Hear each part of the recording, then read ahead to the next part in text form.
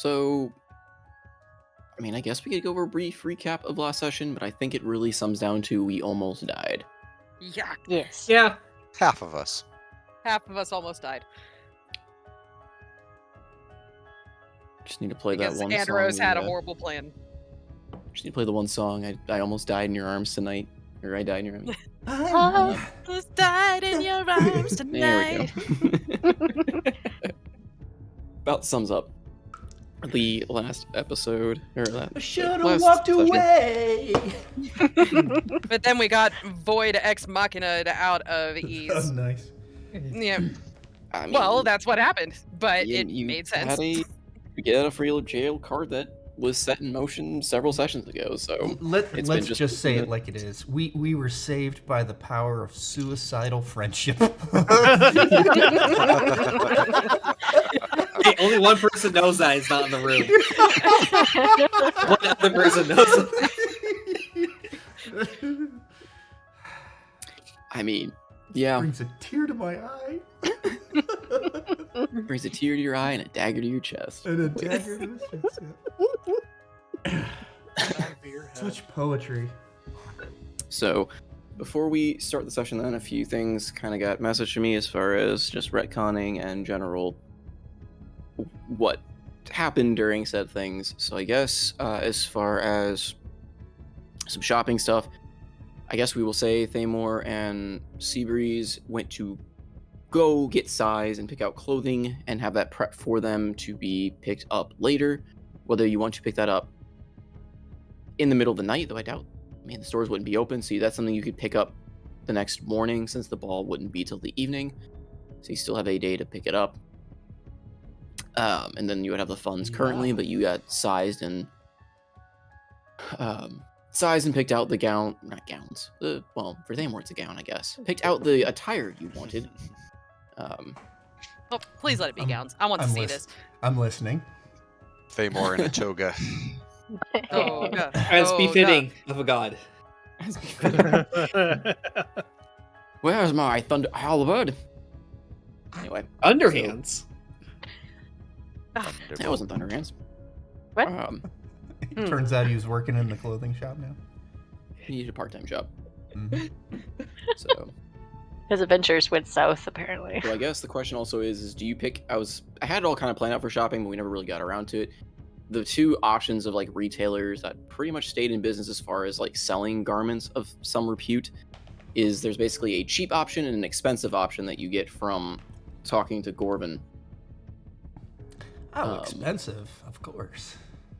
Okay, so you want the finer option. Oh, yeah. I'm taking my new buddy Thamor over to the expensive place. We got to get him looking like a true god. Mm-hmm. Okay. Okay, so yeah, the fine place is a tail to thread, which was the finer one. The other option, if you want a cheap option, was the Weavers Are Us. Tail to Weavers thread. Are Us. Yes.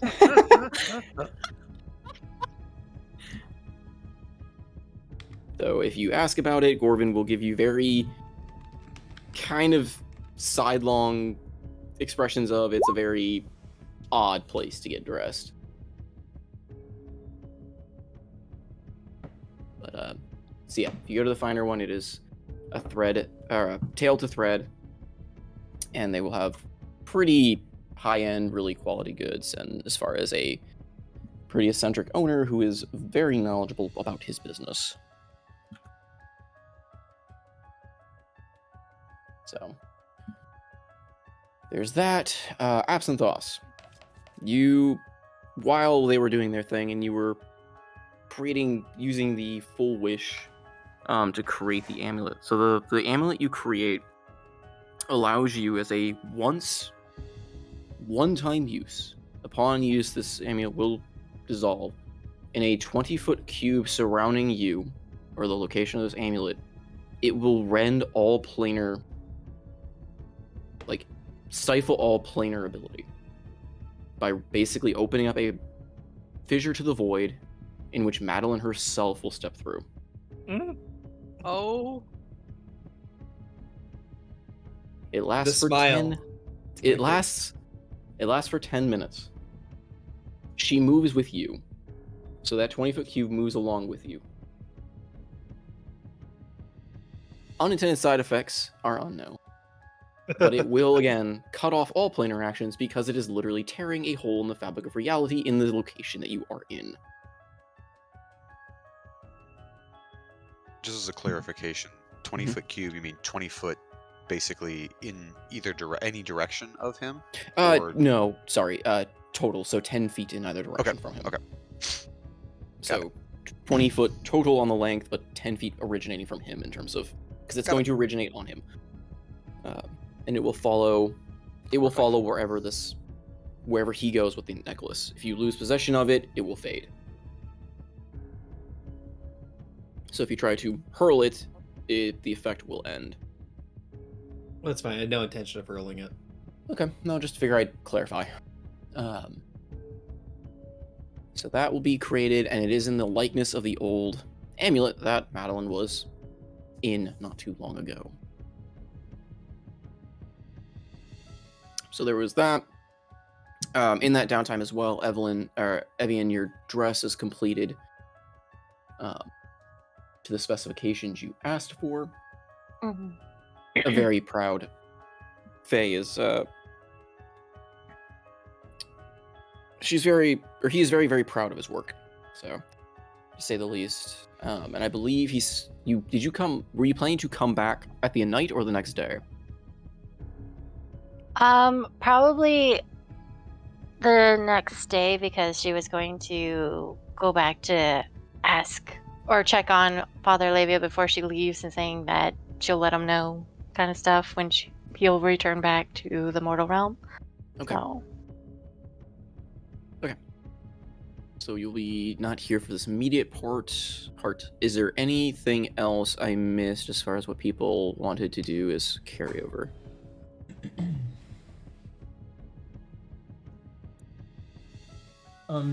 So when are we starting? Starting session? Mm-hmm. Like, so we just, So we're gonna be starting off with basically right where we left off of Absinthosis' spell effect from the dagger goes off. The dagger basically melts in his hand, and Andros, Morani, and Thamor appear around him, and you scampering off the roof and fleeing into the... I'm guessing you probably dove into the sewers nearby, back into the...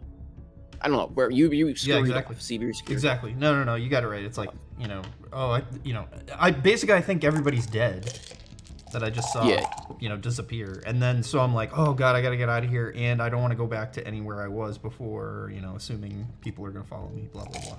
So she'll make it back. I think she'll make it back to the guild hall, but it'll be like an hour or a half hour or something, just to make sure. Okay. All right. Yeah, so you'll arrive late, and I guess we will start then with the fated three appearing basically at Absinthosis' feet. So crazy.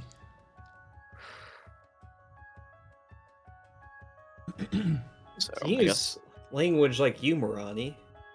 What the hell?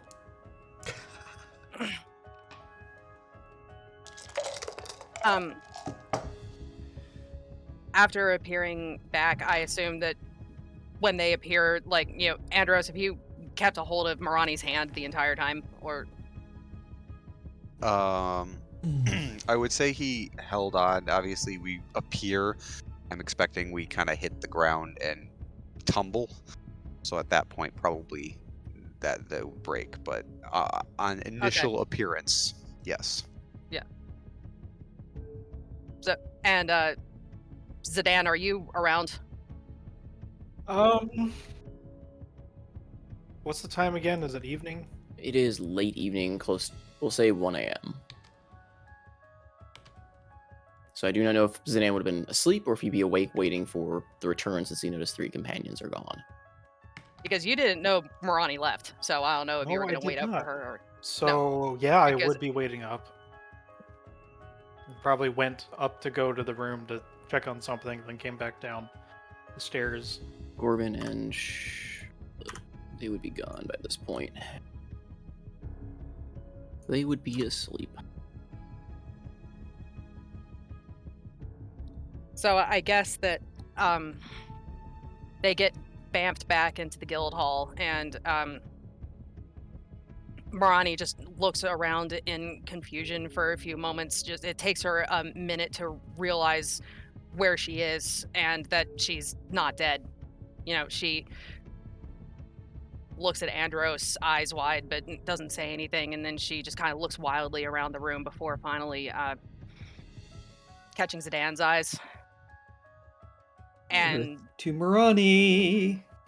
she's totally ignoring you. And she just kind of and she just runs straight for Zidane and just throws her arms around him.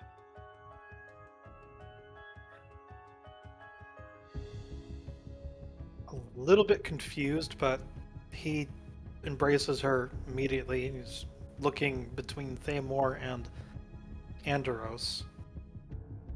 Are there evident signs of damage? I don't remember. I don't think we really took damage. There might be No, I don't think we did. some dust and grime, but outside of that, It's all psychological damage.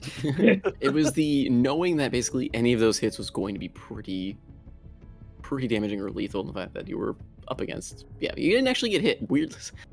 Amusingly enough, we talk about near death and no one actually got hit. But I'm actually. Andros got punched by Thamor oh, there is that. to get knocked out of a bat form.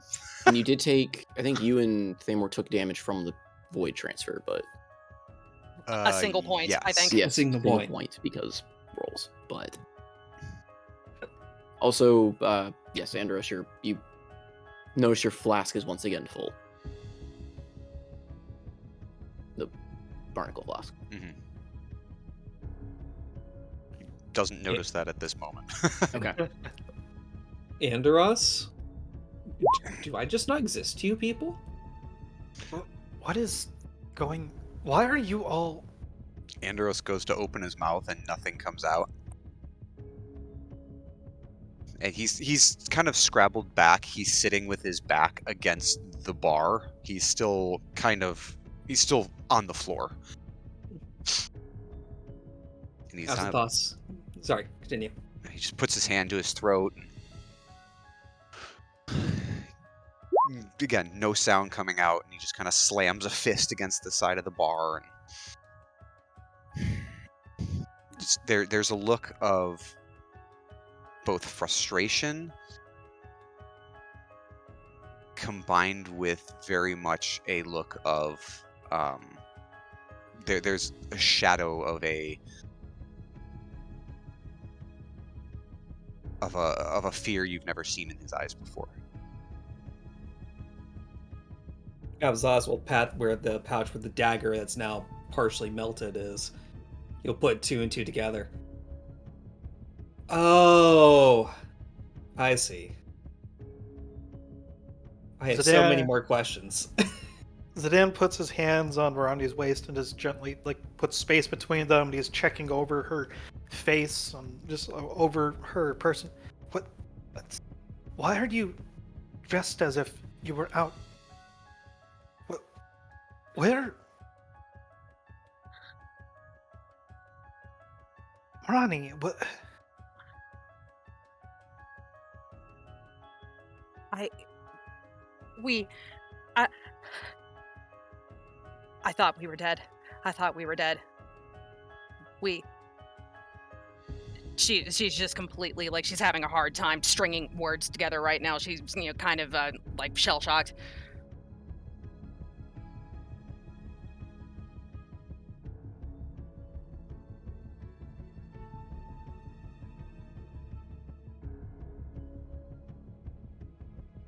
He was right. He was right. It's Eladwin. It's Eladwin. Andros was right.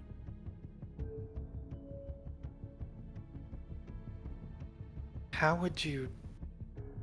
When... There's a faint spark of recognition as he realizes... He puts a hand on Marani's shoulder and looks over at Andros and is gently easing her out of the way.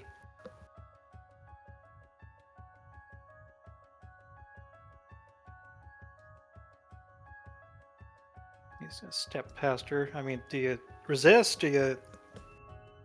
I think that she's still a little too much in shock to be able to resist right now.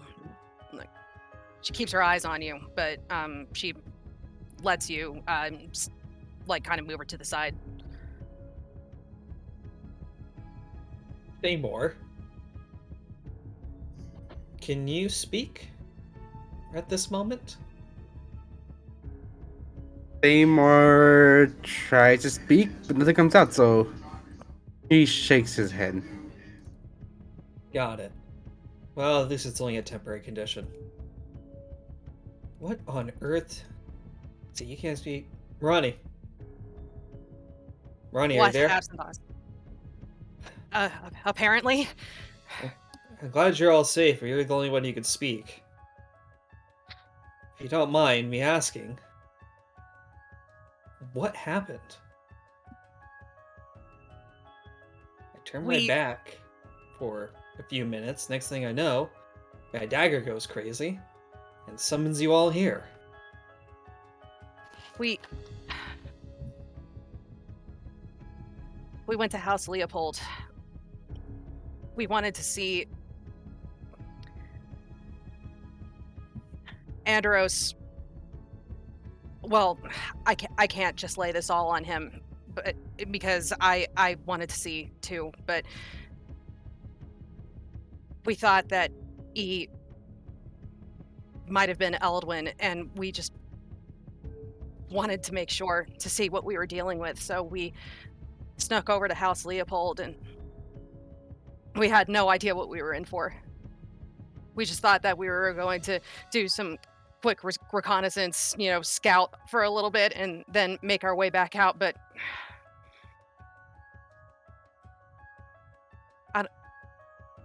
I don't know how we're standing here right now. Absal's in the back is thinking in the back of his head about promising to protect his friends. And he doesn't necessarily want to chastise Morani, nor does he think it was a good idea. So he's kind of just standing there, just processing it. Sandro's doing as Mirandi's revealing this. Andros is, again, propped up against the bar. He's looking down at his hands, almost making motions that you've seen him do before when he's been spellcasting. And again, there's a shell-shocked look on his face. And again, there's nothing happening on his hands. He's just going through the motions. And blinking.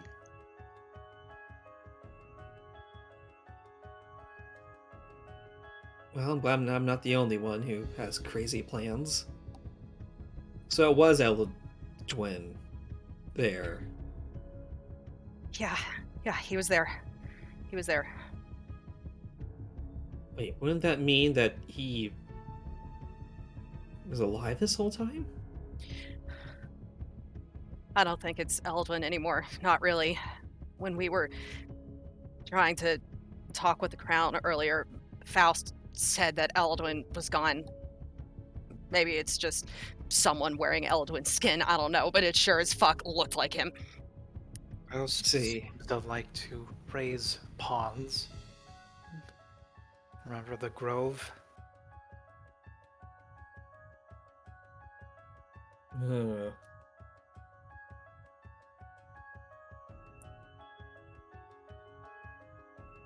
Sedan's gonna walk over and kneel in front of Andros.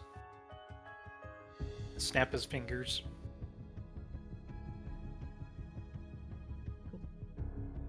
Doesn't meet his gaze, but just shakes his head.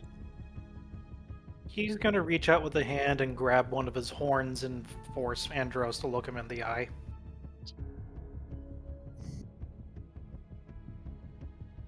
Andros vanishes.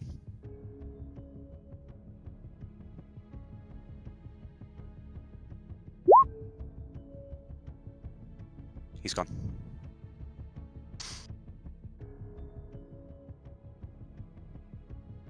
subtle, I assume? Yep. No. Subtle dimension door, he is gone.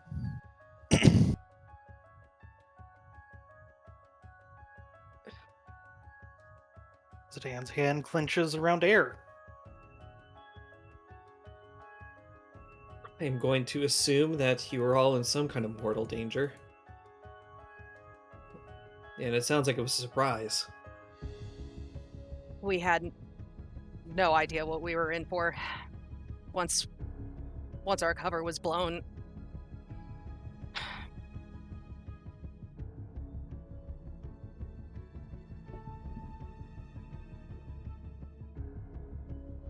I really thought that was it. All four of us, and then at that moment she Wait. realizes that she hasn't seen Seabreeze. She just starts looking wildly around the room. Where's Seabreeze? Seabreeze was with us. Where is Seabreeze? Hold on, Ronnie. She, as Absent Thoughts is basically going to try. I gotta put it nicely. You know, get onto one of Mariah's shoulders, kind of shake her a little bit, like, hold on. I don't know how to explain this. I don't even know it's 1,000% true. I'm sure Seabreeze is safe. Why isn't she here then? The rest of us are here. Why isn't she here? Because I made a promise to protect my friends. And given I got you three out of mortal danger, she was not in mortal danger. Besides, she's an assassin. For all we know, she could be right above us. Okay, wait, hold on. Back up just a second. Start from the beginning. What?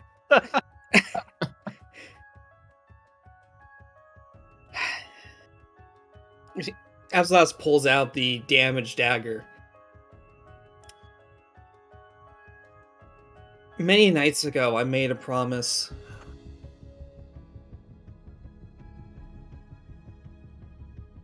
To run away. Wrong. I pressed the wrong I made a promise, yoink.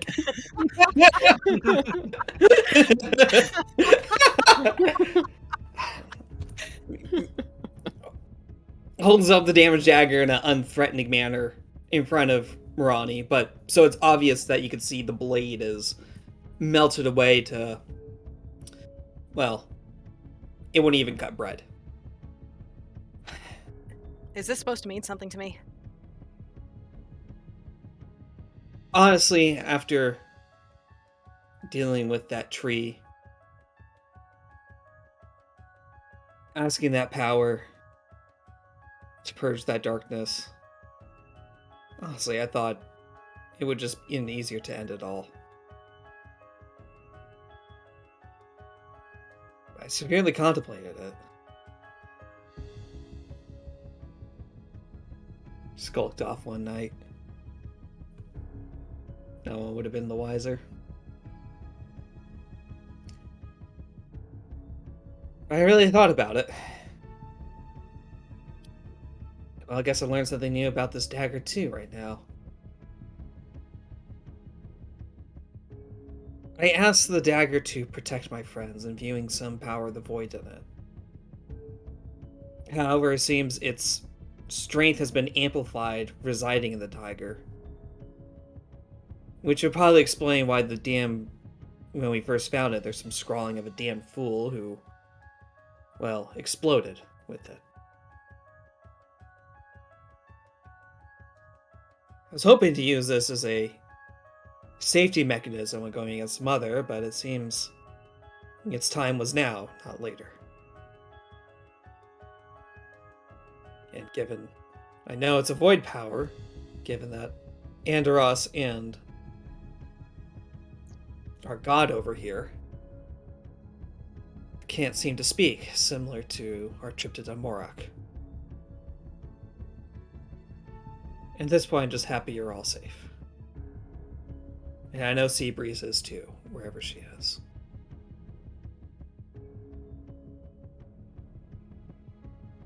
I sincerely hope that the term fast friends applies. Like I said, she could be right above us, and we would never know. Marani just has a look of complete confusion on her face as she processes all of this, and she just blinks a couple of times before walking up to Absinthoss, and she just shakes her head, and then she hugs him. Definitely a surprised look from Absinthoss. Was not expecting that at all, especially from Marani. We would be a part of Faust's undead army right now if it wasn't for you. I know this wasn't what you intended, but thank you.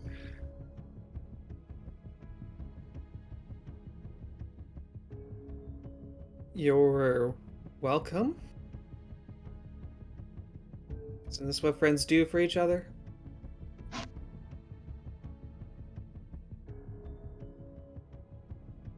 Yeah.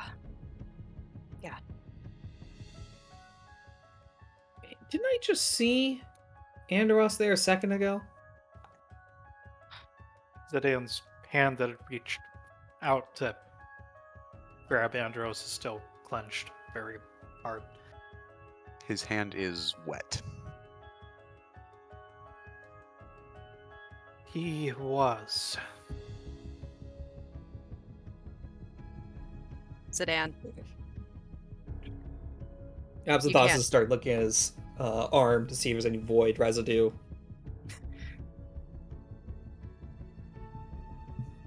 Zidane, you can't blame Andros for this. I went along with it of my own volition. I wanted to see. I should have told you. I'm sorry that I didn't. I don't know why I didn't. Can understand the thought that time would have been of the essence. But you said that you saw Elidwin. As clearly as I'm seeing you right now. Why did he bring you so close? I don't think that was exactly the plan. The plan was to just scout and see what kind of forces he had, if it was actually him, what we would actually be dealing with. But the entire bottom floor of Leopold Manor was completely boarded up. We had to enter from one of the floors above, and we had no choice but to enter, and it was my fault that we got discovered.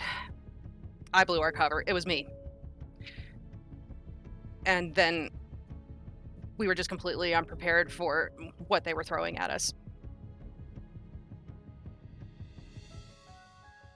We were caged in some kind of magical force that we couldn't escape.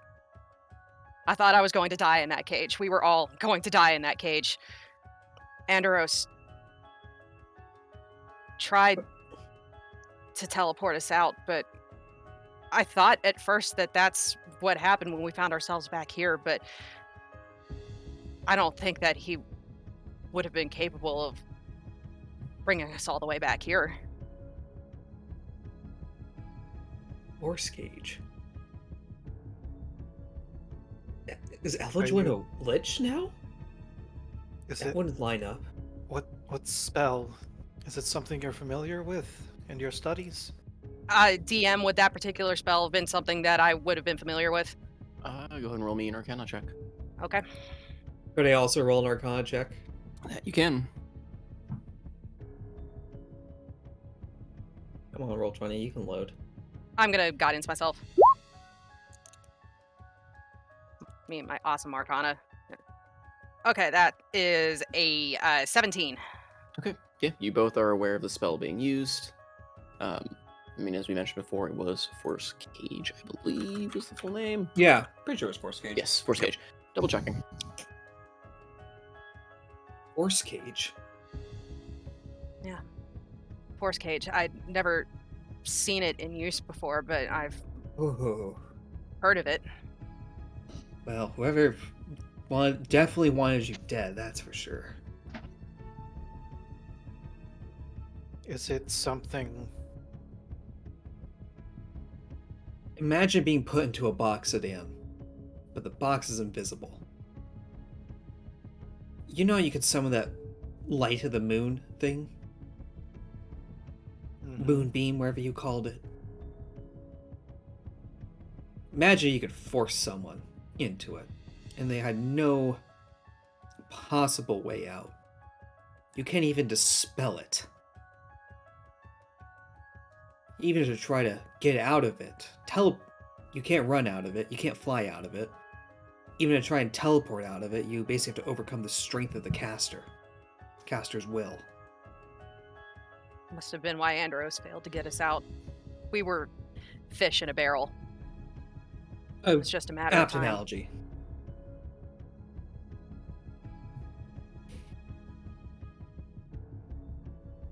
Once again, I'm just glad you're all safe. Aladdin was the envoy of the Astrals, the Arcane, so it stands to reason that he would be powerful, but If it wasn't Eldwin, it was his twin. No, I think it was Heldwin, just so twisted and corrupted. More death than life at this point.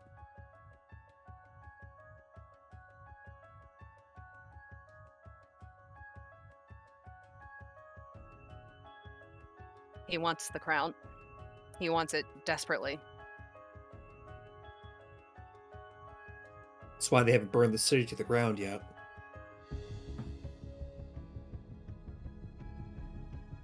no, but they might just burn down one section of it, namely the one we're in.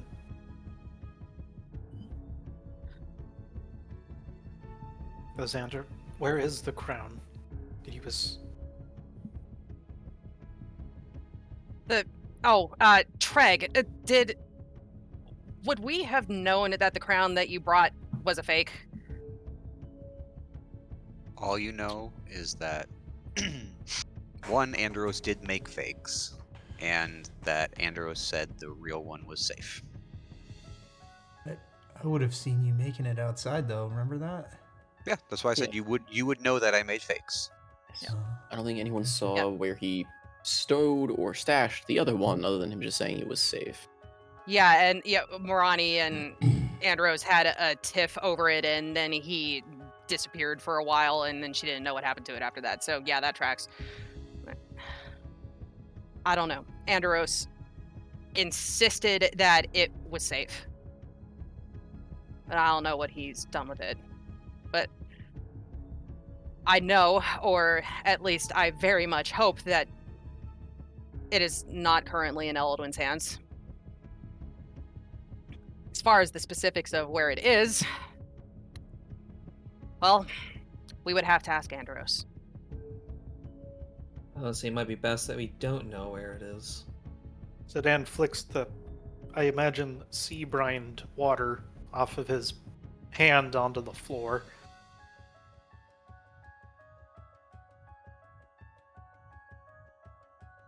Safe.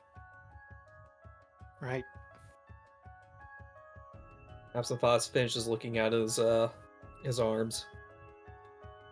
He must have left of his own volition. Quite a cunning spellcaster, that one. There's a reason why he is our sorcerer captain. Looking after his crew, making sure that they aren't put into stupid amounts of risk.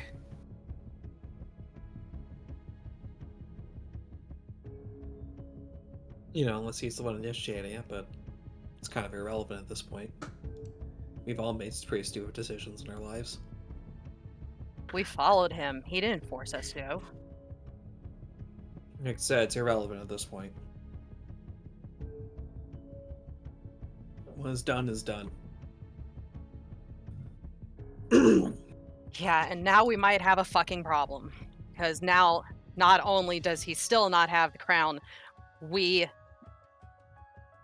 miraculously escaped his grasp. He wanted us before he's going to want us even more now.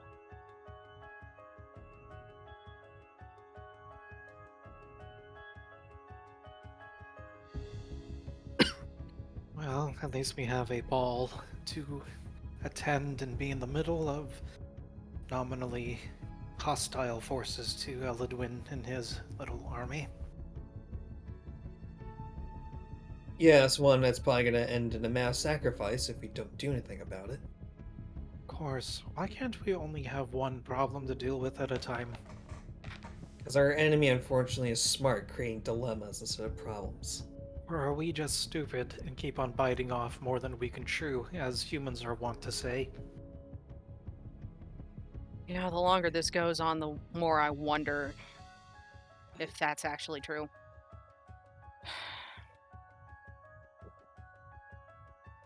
Thamor, are you alright? Seymour nods his head. He can't actually talk. He's just over here sitting on the chair, just watches this all happen. Completely unfazed. Um, I mean, yeah, he literally took no damage whatsoever. Yeah. Yeah, here we are. Marani is shell-shocked, Andros is shell-shocked, Thamor is just like, I mean, another day. I feel like it We're just takes both gone out Thamor- at some it's a time. Tuesday. It's a It's Friday. Tuesday for God. I just take it as Thamor has no idea of like the parallel situation he's in. He just has no idea of mortality at this point. Every situation is the same baseline. Like fighting a squirrel to fighting a demigod. It's the same. There's no difference. Zidane is going to whistle sharply at Shinari and then send a little mental command to try and sniff out where Andros is. I don't know if at this point it's just really disadvantaged investigation or tracking or just for narrative flair. But yeah, I do that.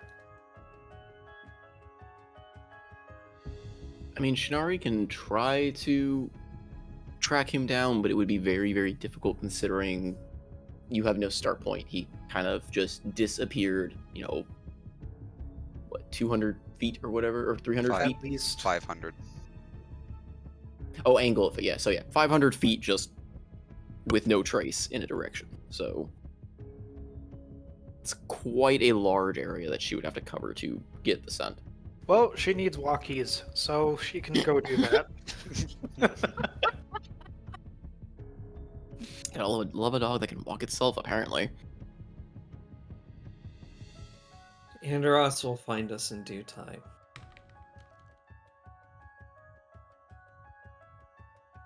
Besides, we have a god on our side, points to Thamor. When did this start? Anyways, Seabreeze, should we go out looking for her, or... She'll find us, I'm sure. She probably thinks you're all dead. If what you're telling is accurate. Well, seems like a reasonable conclusion to come to. And with that, There's a perfectly good door around the corner, damn it. this window was already broken by somebody. Yeah. Hanging upside down from the Wait, window sill. she came through a window she already broke, not a different one she hasn't broken yet? Hold on. This is isn't true. Seabreeze. Yeah. Do I hear glass breaking? Let me make a stealth check. GM. I want to see if they know I'm fucking even there. Go for it. I got a low passive perception, so. Oh, that's a nat 20. Just rolled a 31. Can you please come from the ceiling? Yes. He just popped out from the ceiling. Just Spider-Man's down above. Yeah. Toss. Doodaloo. Using the tricks that she learned in House Leopold, she pries apart some of the loosened planks, expertly putting them back into place, and just, with care, just Spider-Man's her way down right in the middle of you all until the last moment where she is literally face to face with everyone. See, I told you he was just hiding. She was hiding right above us. Oh, How are Savory's. you still alive? How are you still alive? I saw you swallowed by a black... I can't explain it. Sorry, And guilty now- as charged. What? I don't understand. Well, I think that it's best explained as void bullshit. Absinthoth holds up the damaged dagger. Made a vow to protect my friends. I just didn't expect this to happen so soon. You obviously recognizing this dagger from the fun solo adventure. How... I'm still very confused, but... Welcome to the club. Yes, well, Anyway, I saw you disappear, and I ran. I don't think they followed me. I took quite the route. But I'm happy glad to you're see you okay. all. Yes. Anderos also was here, but he decided to take some time to himself. Understandable. I think heat was most of his idea. But we encouraged it. There's a little bit of the glass breaking sound effect in his eyes as Zidane is like a little faint, except exceptionally fake smile makes his way on his face. Be careful holding that in. You'll turn even greener.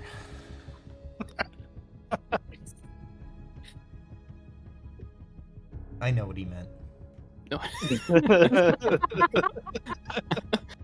It's a unique perk to Zucchinis, is he can have sound manifest in his Alright. eyeballs.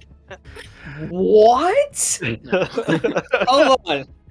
It's a perk of zucchinis? we're losing control of the situation here. Anyway. Sorry. In other words, there's the glass breaking sound effect, i.e., it's not happy reaction to said information. Yes, so, any idea when he'll be back? We don't even know where he is. Oh, he took a arcane exit, did he? That's a word for it, yeah. I suppose I could try to look for him unless you had cause to leave him be. I think that for now, it's probably best to just leave well enough alone. I don't think that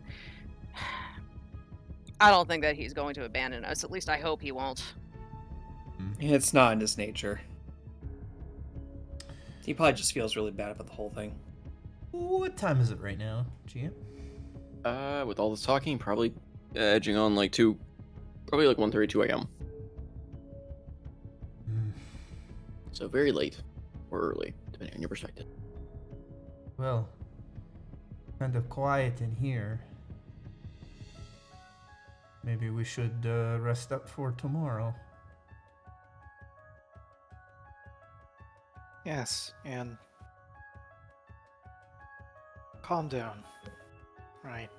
And hopefully Anderos will be here to... Anderos will be here. And Zidane's gonna... He's gonna put his hand on Ronnie's shoulder. Just a gentle touch, and then it's gonna go upstairs. Not exactly waiting, but also... Yeah, Marani just kind of nods her head and just wordlessly follows after Zidane. So Thamor, you haven't said anything since I got here. Waits for a response. They were points to Absinthoth. Hmm? No, they were towards applesauce right here. Mm-hmm. And he walks away. He can't talk. All he knows is that applesauce has done this again. I mean, he could After write or saving us. something, I guess. No, It's just evolved in barbarian pointing mode. Oh, Well, I'm sorry, Seabreeze. There's no other way to explain this. This is not the first time. And, for lack of a Not better the- phrase, my will can't be made manifest, and this is what happens sometimes. I see. So, help me to understand the power that you pushed into this dagger. How did you do that? I spoke protect my friends into it. Hmm. My will, my desire to protect them. And there was no sacrifice involved in putting that power in that dagger. Hmm? Well, it does hurt from time to time. Hmm. Actually, it hurts every time, but I see. small at first. It appears in this dagger in particular. It gains power over time. Practically melts it away. I see. And the wish that you put into this dagger was to protect your friends, and I can only assume that I was not transported with the rest of these fine people because we are not friends. Which I don't know if it's that, or if you were not in mortal danger and then didn't have to get transported out of there. I was in mortal danger, but I certainly understand your thought process. I held a dagger to your throat not hours before. Wouldn't be the first time everyone was mad at me. I sense that about you. You have a curious... Traumatic childhood? Yeah. Well, yes. I suppose that would do it. But, no, I've never been one for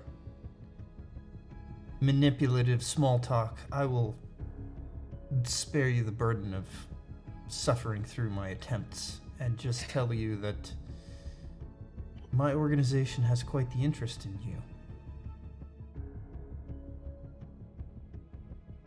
Are you at all curious?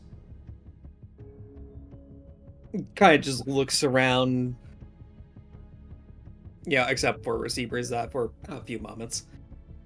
Come, sit down. I need to tell you something. See, I would have thought someone in your profession would have, I wouldn't say enjoy the small talk, at least be good. Very, very, very proficient at it. Efficiency, yes. Skill, no.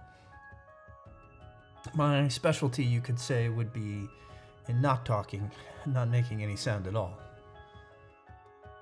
But back to you. Your connection with the void, it is somewhat unique, yes? And the only other person I know of who would have a similar power is my sister. Indeed. Who's a raging, well, very passionate. Feel a flick in your head. Why Do I was notice? the right word? Do I notice that? Can I roll to notice that? I mean, you may notice him wince a little bit as he says that. Okay. And Applesauce talked to himself. What? Is that not true? You just hear Madeline chuckle a little bit. Anyways, I must sound insane. What did you just say? Anyways, you said your organization has an interest in me. We do. The nature of your connection to the void is very reminiscent of something that was present a very long time ago. Harkening back to the time of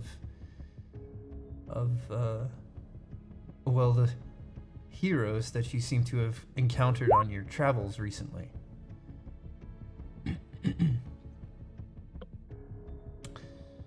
That connection is something that normally consumes people, drives them insane. And you told me something when I had my dagger at your throat. You told me that you believed that you could control this connection. Yes. You had a path to redemption.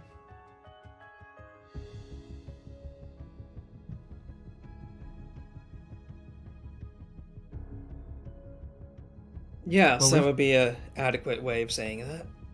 Okay, well, if this was true, you may hold a key to a power to, well, restore the world to a version of itself that was much better than this one. I kind of looks away for like a few seconds.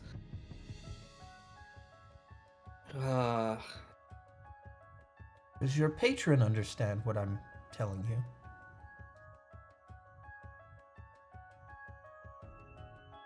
GM, does Madeline have any words hearing this, as Absent Thoughts is struggling to come with any?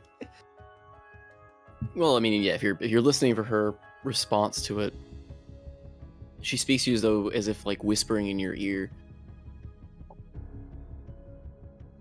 They seek to do what I wanted to do. They want to rebuild the past in the memories they remember. I'm surprised anyone remembers it at all.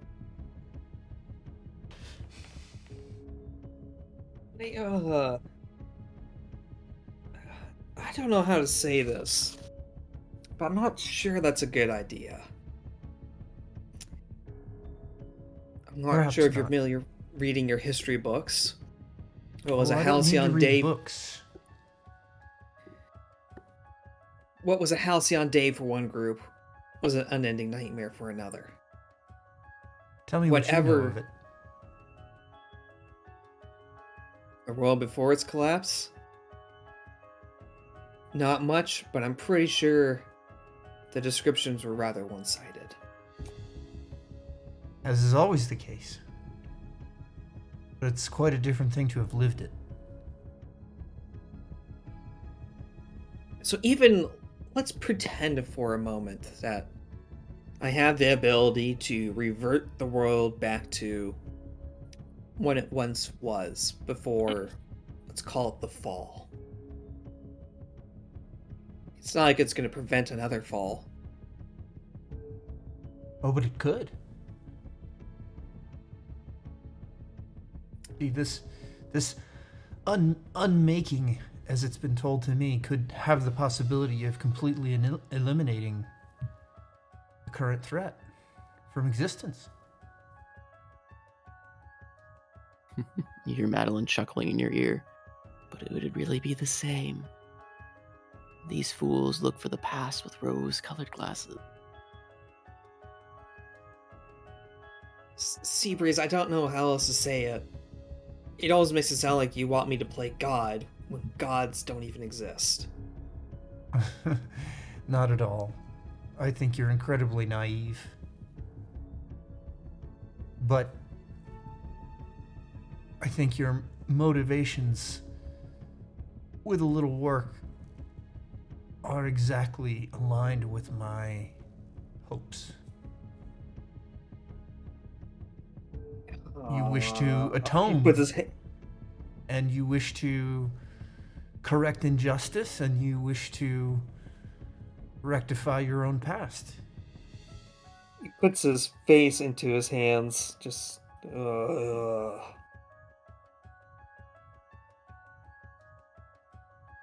You sound like my mom again.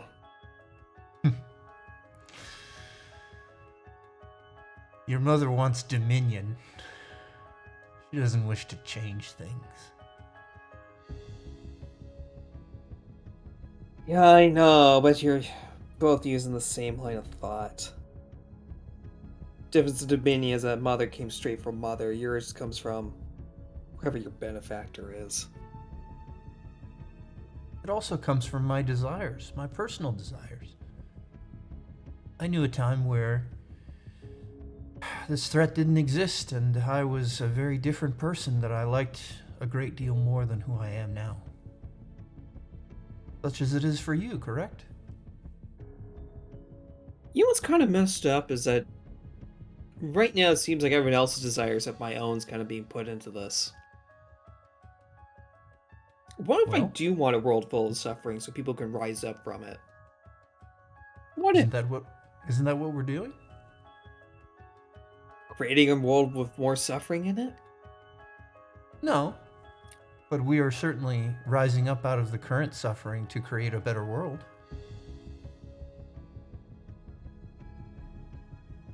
Look, I understand that the concept of will may manifest just from mere thought alone is tantalizing. But I'm not sure we should be making huge future plans based on what we might hope to have.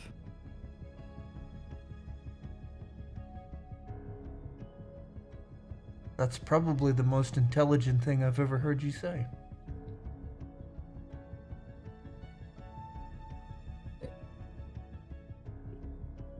Take it I as a think compliment. we're getting along fine now.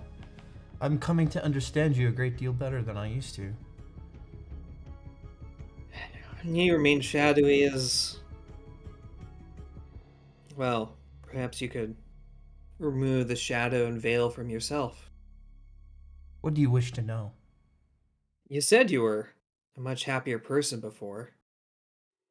Sounds like you've been around longer, and... Excuse the thought. I imagine you look much different. You wish to see my true face. That might be a second dinner date conversation.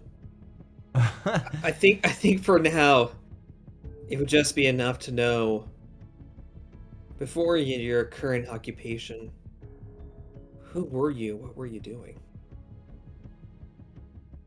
That's a fair Yes. question. Were you I'm even sorry. called Seabreeze? No. Is this something, not to interrupt the RP Yeah. here, but is this something we want to move to RP chat for later? Like, I don't know if it's going to extend, I'm okay either way.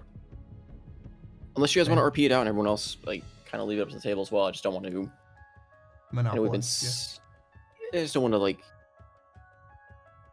completely skip over everything if we're going to do the backstory aspect to this.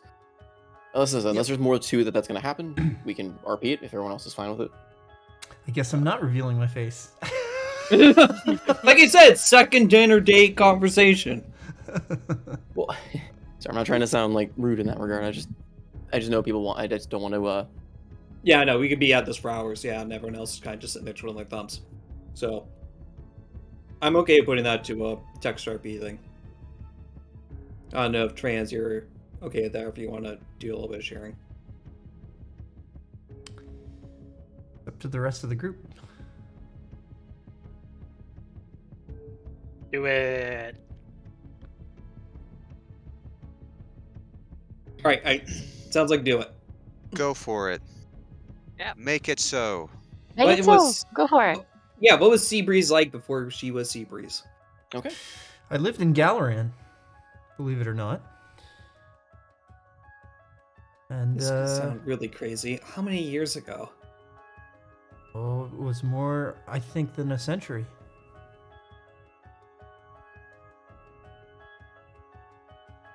Okay. The eyes widen for a moment before returning back to...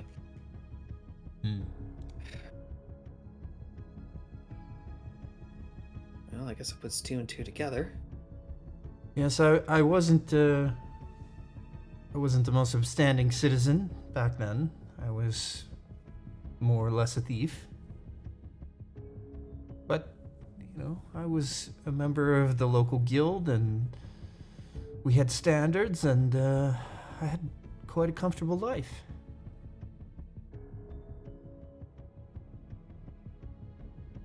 And then Faust took all that away. I became a slave, a thrall. I don't know how it happened, but one day I was myself, and the next day I had no control over my actions. So I hope what you're about to say is how you eventually broke free. I don't know. Truth be told, I've asked many in my organization who recall the days before as something happened. I don't quite know what, but one moment I was in the madness of this thraldom, and the next, almost everything changed. I don't recall exactly where I was at that moment, but at the very next moment I was in a field. And suffice to say, I was a very different person from what I remember before. And how long ago was that? That, like I said, that was likely almost 100 years ago. Does the name Ploink mean anything to you? You mean the deity that old crone prays to out in the woods that you brought me to? Well, deity is... Well, you already know my stance on deities, so... Yeah, that one. Why do you bring her up?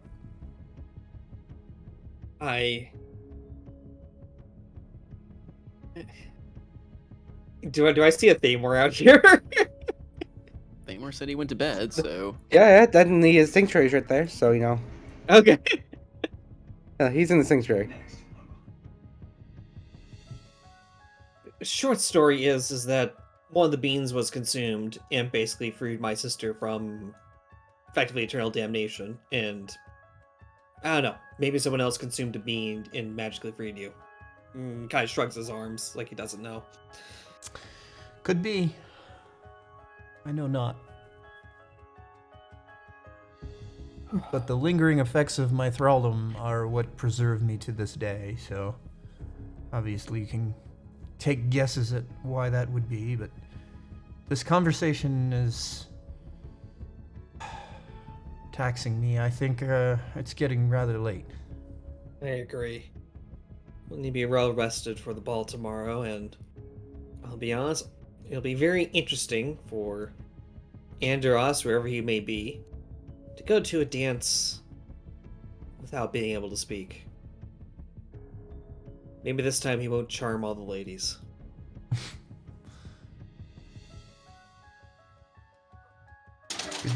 Good night, sir. Good night, Seabreeze. Hopefully we'll get a chance to speak again soon.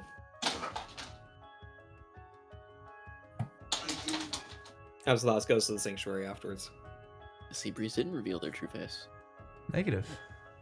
Interesting. Like I said, Yeah. second dinner date. This was not a date. I'm amused that you think it Are was. you two-timing your fiance?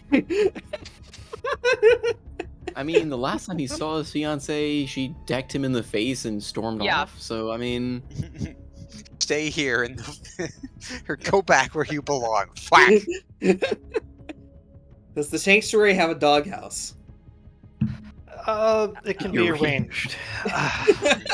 you open your door and it's just a doghouse in the middle of a field. Okay. As the conversation ends, a strangely solid-looking barnacle, where inside of him you can see a lot of what looks like vines or some sort of plant life, bursts in the door. Ah! Whoa! What the fuck? What? Hello?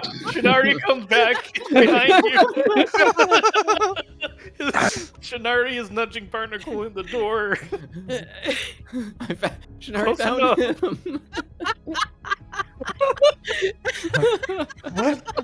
What on earth is this? What are you? Are you? Are you with the guild? Yes, I am actually with your group. Sorry you don't recognize me, Barnacle, but where have you been? Do you really want the details? Perhaps. It looks down, and it's prominent. Oh no. Lord. Still? Like I said, he's filled with things that aren't necessarily of his volition. Well, they My were, word. but If persisting for more than a long rest, please contact your nearest apothecary. let's just say, youthful vigor. Where's the Right. captain? I was about to ask you the same. Oh, I figured he called me back. I don't believe so. He, I believe, magically teleported away from this place. He was here a short time ago. Do you not know where your counterpart is at all times? I'm close.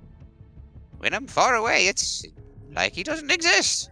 I see. Sort So of. you think he's close? Well, he was, maybe. That's why I came in here, but then he wasn't here. Anyway, I kind of looks over and grabs, like, a dish towel off of one of the tables. Puts it across him and it just gets wet. You might Wet want to with what? That's my take question. Himself. Oh no. Uh-huh. Yes, question still stands. How do you get clean if you're made of liquid?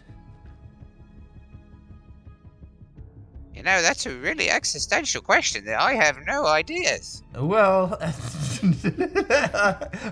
I'm to head out and look for your counterpart for a moment. Please, stay safe. All right. Turns around. Oh, hey, Pooch. Shinari is Stab. wagging and starts heading up towards Zidane to let let him know that she found you. All right. All right. And Barnacle will start heading off. I would like to spend an hour looking for Andros before I go down for a long rest. Okay. Roll me an investigation. We'll see if you get lucky and catch him. Or catch his. Investigation. Okay, that is gonna be good. 18 plus. Barnacle rolled a 19. That is Jeez, okay. 24. I mean, you can roll me a stealth check on Andros if he's trying to like cover his tracks out of the teleport, or if he's just huffing off. Then just, I mean, then there's not going to be really a save for it. No, he's walked off. He's teleported away, and he's heading for a very specific location. Okay. And I'll say with So- those rolls, you do kind of like it does take a bit of time of kind of like surveying the area, because again he teleported 500 feet away, so there's no tracks in the immediate vicinity. But you know, Barnacle and Seabreeze kind of gauging on where he may have gone. There's not a whole lot of options. Like he probably didn't wander back to the Nobles' Quarter. He probably didn't wander to the slums. He maybe walked out of town, maybe in the first place you looked, but then you thought maybe he wandered off to the ocean, kind of where he seems to feel at ease with his ship. So I would say in an hour, it does take you some time, but you do manage to kind of finally catch track of him. Barnacle gets in range and, you know, picks up on your location through that and finds you just at the frozen over docks, kind of whatever, I guess, looking over the frozen ocean or Yeah, he's in that time. Is the pickled puffin still exist, or has it been shattered? it still exists. However, there's not many people there at this time, Sure. because again, it is very late.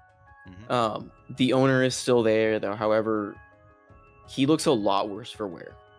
Like he was definitely caught up in the fight. A lot of his business, like the building, is in kind of shackles. ramshackles, and you can tell they don't seem to get as much business anymore with the ports gone.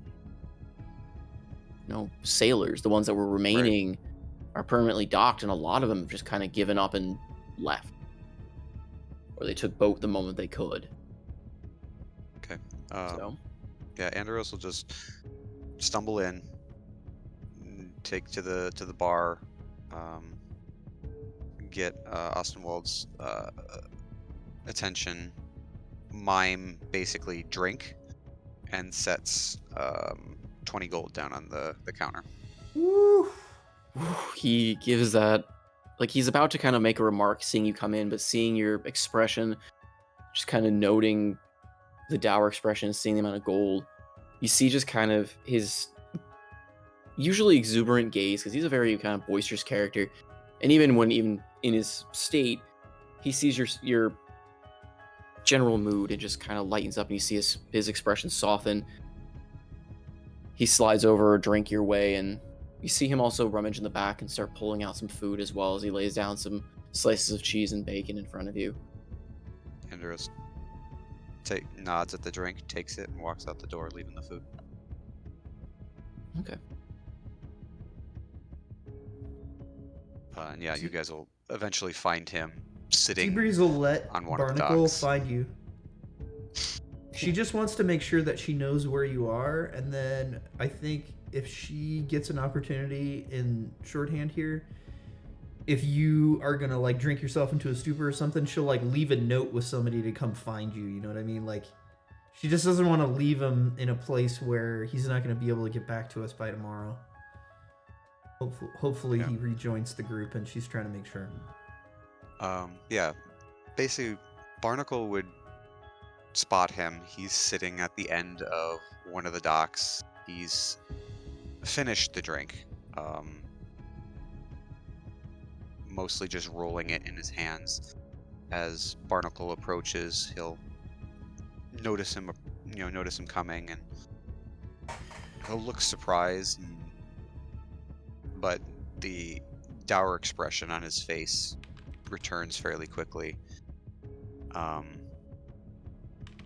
They don't exchange any words, neither telepathic or otherwise, and Andros will then start walking across the frozen water to the Widow's Kiss. And he's going to spend the night on the ship. Okay. After an hour, she goes back and takes a perch on the top of the Adventurers Guild. Goes to sleep. Okay, very reminiscent of Dunmoric. Everyone chose different sleeping locations. All right. Anything else throughout the night that anyone else is doing? I think everyone's kind of retired. Evine, was there anything else in the Fey realm you want to do before the following day? So I know you were going to find Father Olivia. I know you kind of talked to him initially as well before you went to go get your like dress and talk to the djinn and all that. And he was off kind of with the Dryad. Just his former vigor is kind of returned. He's asking all sorts of questions, but there is definitely a little bit more of a... You get the sense that he's trying to maintain that spark in order to not dwell on what's troubling him. Okay. Having the conversation that they had before, that he's still hopeful for the kids, and there was kind of like a daunting question. So before she leaves, she would approach him and ask, I take it that the Feywilds is to your liking? Oh, very much, my dear. There's quite the array of things I have never seen. I could compose several plays and books with just what I've learned alone. Your friend here, and he points over to the Dryad, is a most charming lady indeed. She smiles at that. Well, I'm glad that you find things rather lively here and rather inspirational. And I know before I take off, I had a couple more questions for you, but I I'm sorry to dower your mood. Before you were knocked out and sent over, and me being in this gown, apparently the House of Livia is throwing a ball. I wasn't sure if you had any intentions, what your wife or Madame Livia had during this whole incursions between the division between Galaran.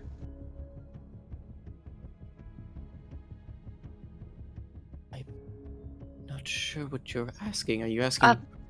Like, I know, like, you mentioned that she's working with the people and trying to go against Foss, but do you know if she ever had in her intentions for something else? Given with your history of the house. My dear, her whole life is nothing but multiple meanings and ulterior motives. How else do you think nobles live? And most of all, her? Her who shares a pact with... Well... He looks dejectedly at the ground. I don't know what her goals are beyond. You have to be careful. I'm sure you already know, but the ball is likely a trap or a scheme of something bigger. She protects the people, yes, but she would not put them before her. There are always a means to an end, and she would not hesitate to use them if she needs to.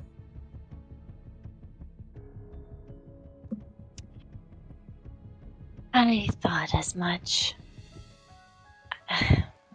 I'm sorry for bringing this to you. I know it's not something you want to talk about, but if I'm going back, I need to be prepared for anything. That's her strength. It's hard to prepare against someone who has everything already ready. She's brilliant. She knows. She knows the right thing to say, the right way to do it. And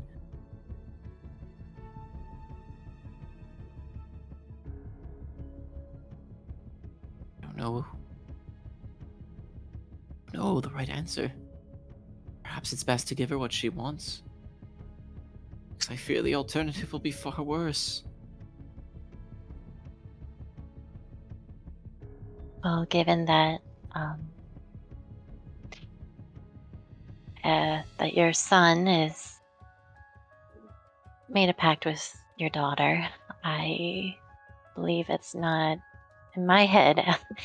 I really don't know what they're thinking, but if she had intentions to get your daughter back and no longer have that, and with a mix with all these people, I do fear the worst for the innocents coming to this ball. But you're right. It's probably something too much. My friends and I could handle, but we have to. It's something we're gonna have to face. But either way, I will do my best to keep your son safe, and then you're able to be with him once this is done. Yes, and if I could be of any help, let me know.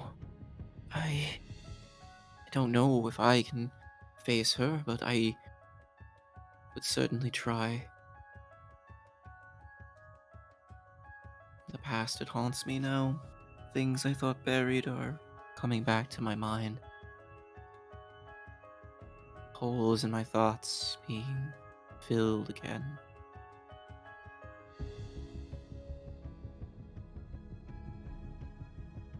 Well, is there a certain room she mostly stays in? whenever she needs like a moment to herself or occupies her studies with? Like just any time of her schedule, does she stay in a certain room that you know about? Hard to say. In recent times, she moves around a lot. Though, if she wants a room to herself, she need but ask. We cannot defy her. Hmm. And then there is the sanctum, of course, but she and she alone has access to it. The sanctum? Yes. House Levia's sanctum. Where he falters off a bit and kind of just grabs lightly at his head. Where's she?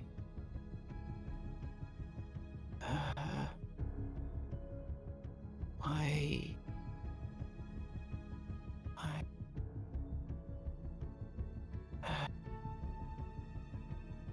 I'm afraid I can't. Well, can't say more because I don't know. It's not You there. you don't remember? I did once. It's like opening a book to a blank page.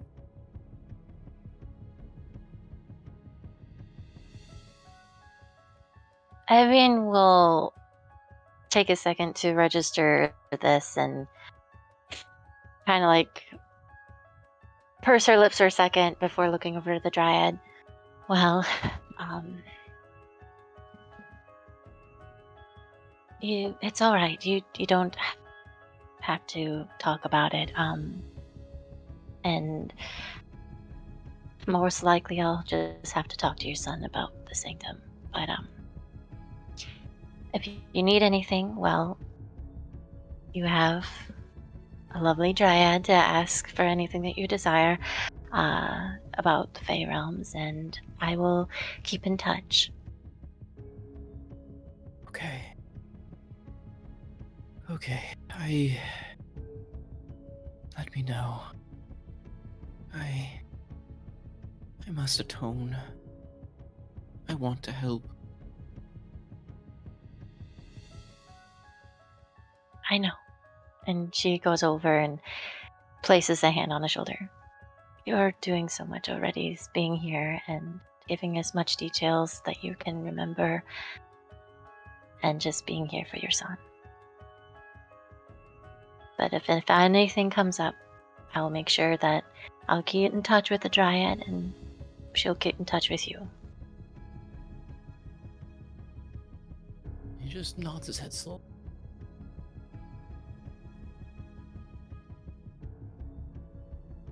And she gives a reassuring, gentle squeeze on his shoulder before just pulling him into a hug for a few seconds before letting go, giving him a reassuring smile. Just keep hoping for your son. It's all that matters. Yes. Yes, of course. And with that, she looks over to the dryad. Well, I need to return, and you'll do. If anything comes along here in the Fey Realms, let me know. And if I have anything that I need, I'll let you know. Of course, Sapling. You will be summoned in time when the courts are ready. And if anything arises between the two divisions of the mortal realm,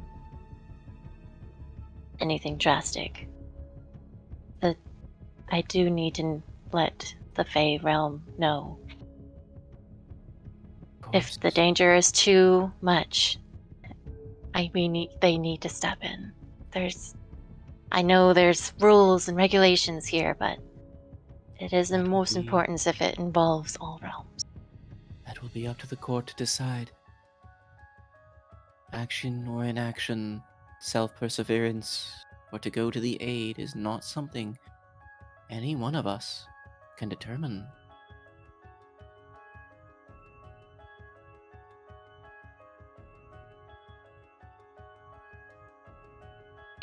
course. Well, I have a boring ball to attend to.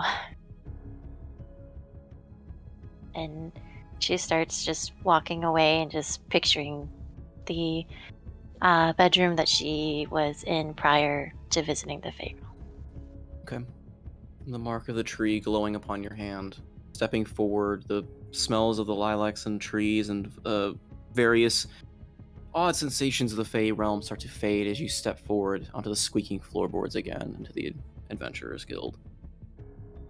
Time dilation, it is about 2:30 in the morning as you arrive, so very, very late. I imagine she's just in the bedroom that she was in and that was closed, and basically just checking out the window, seeing what the time is and everything, and probably everybody's sleeping. She's just going to take the time to get some sleep and see everybody in the morning. All right. Anyone else before we roll the time of Oops. the long rest? Ignore that, sorry. Okay, apparently Zidane and Marani are really getting it on so much that she needed a con save. Huh. Nice. At Sorry. least you Nice. saved. And rolls really well. Yeah. Good stuff. Look, Zidane's already immune to poison. That's not what that con save is for, sir. No. Sorry. No. I did not mean to do that. Serious. Wait a Was minute. that Is with Aura? Zidane like shooting poison now? Like what's going on? Shoot poison, yeah, that's what I'm describing it. Oh. Oh no. He did poison spray. I just have to lean into it. I'm sorry, Marina. Oh my god. This is not canon. This is not canon. That's behind the Patreon I paywall. don't know. Thunderhands is canon, and now Poison Spray is Zidane is. At least Marani saved. Oh, good. Oh, I'm dying. Whew. At least No, not you're you. not. Lizard You made brain. the con save. You only took half damage. Oh, It's God. half of half because he has aura protection. Wait, Zidane keeps that up during? What? Phrasing? The Exactly. warding aura. Yes, he has an aura protection with additional warding against poison spray. Yeah, I'm just wondering that you keep that aura of protection up, during. I guess that's a way of. It's an unconscious. It only fades if he's unconscious. So Oh gosh. he doesn't. So the second after. Ah. Oh, good grief. All right, with that, we pass a very eventful long rest. Ah. Oh gosh. Oh, God. I'm crying. Bunch of degenerates. You know it. I'm totally not involved with this group at all. I'm not. I'm totally. And Seabreeze ran away. Rolls a new character. How many more characters like can she we starts do? speaking in the window and one of the eyebrows goes up. Ooh. What is that? I don't. How? Why is Careless Whisper playing in the background? What is Whisper doing there carelessly? Oh. Hello. Oh, wait. Anyways, can it be morning, please? You tell me, how many more con saves do we have to go through? Well, Oh, Lord. I guess that depends on Stan. Oh, boy. Oh gosh. Oh, boy. I'd like the divine sense, whether or not. No, check for signs of life. Oh, no. Wait, no. Never mind. Let's go. Jesus. Oh, no. Oh, no. Go down this line. Why did I? Hey, Zerg. Yes? Stop talking. Okay. We can agree. And that night, zucchini babies were made. Oh, geez. I got you. Divine sense has picked up some small. No. Oh, Yep. God. So anyways, it's Yeah, morning but- now. It is morning. After a long rest? Question mark. It's a long rest. A long rest. Oh gosh, Of course, he's got. we're back to Yeah, Anya's not innuendo. contributing to this, but we will get back to this thread eventually. All right, so it is morning. Gorman and Shara are back up and doing their thing. Inari just has her own table by the door, apparently. I like sitting with Shinari. You're not a degenerate, are you, dog? Woof. Save me. Whines. Just whines. Oh, I'm I did so not sorry. choose my Sully. master. Oh no. Hey, yes, she did. That was in one of the text things. Anyways. It is the morning of, and the ball is scheduled for early that evening. So you still have better half of a day, if need be, to collect outfits purchased the night before, or go and seek outfits, or prep in any last minute way before you make your way to the ball. Should that be your plan? Making our way. Making our way downtown. Are we It's allowed up to to wear armor, and then we just have to surrender weapons at the door, or does everyone have to? Oh. What is protocol? I assume we Oh, probably have to put weapons at the door. That's Oh, I commissioned this dress so that it leaves little to the imagination except where the daggers are.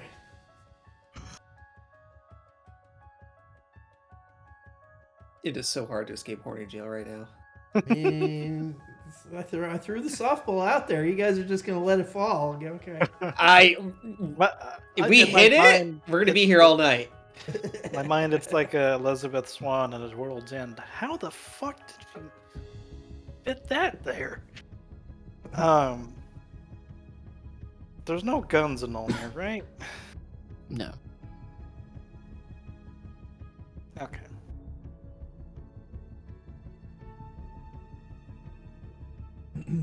Zidane wakes up, puts his armor together. Takes the sock off the door.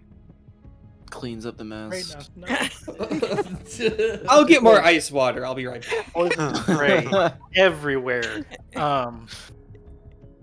Seabreeze is gonna grab Thamor and they're gonna go pick up their commissioned ball attire.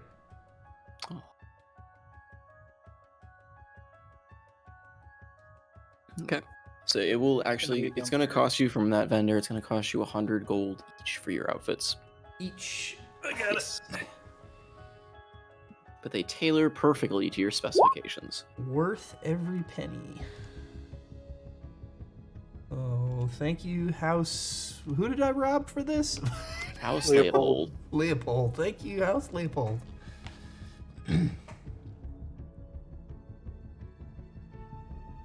So you two go off to acquire your outfits.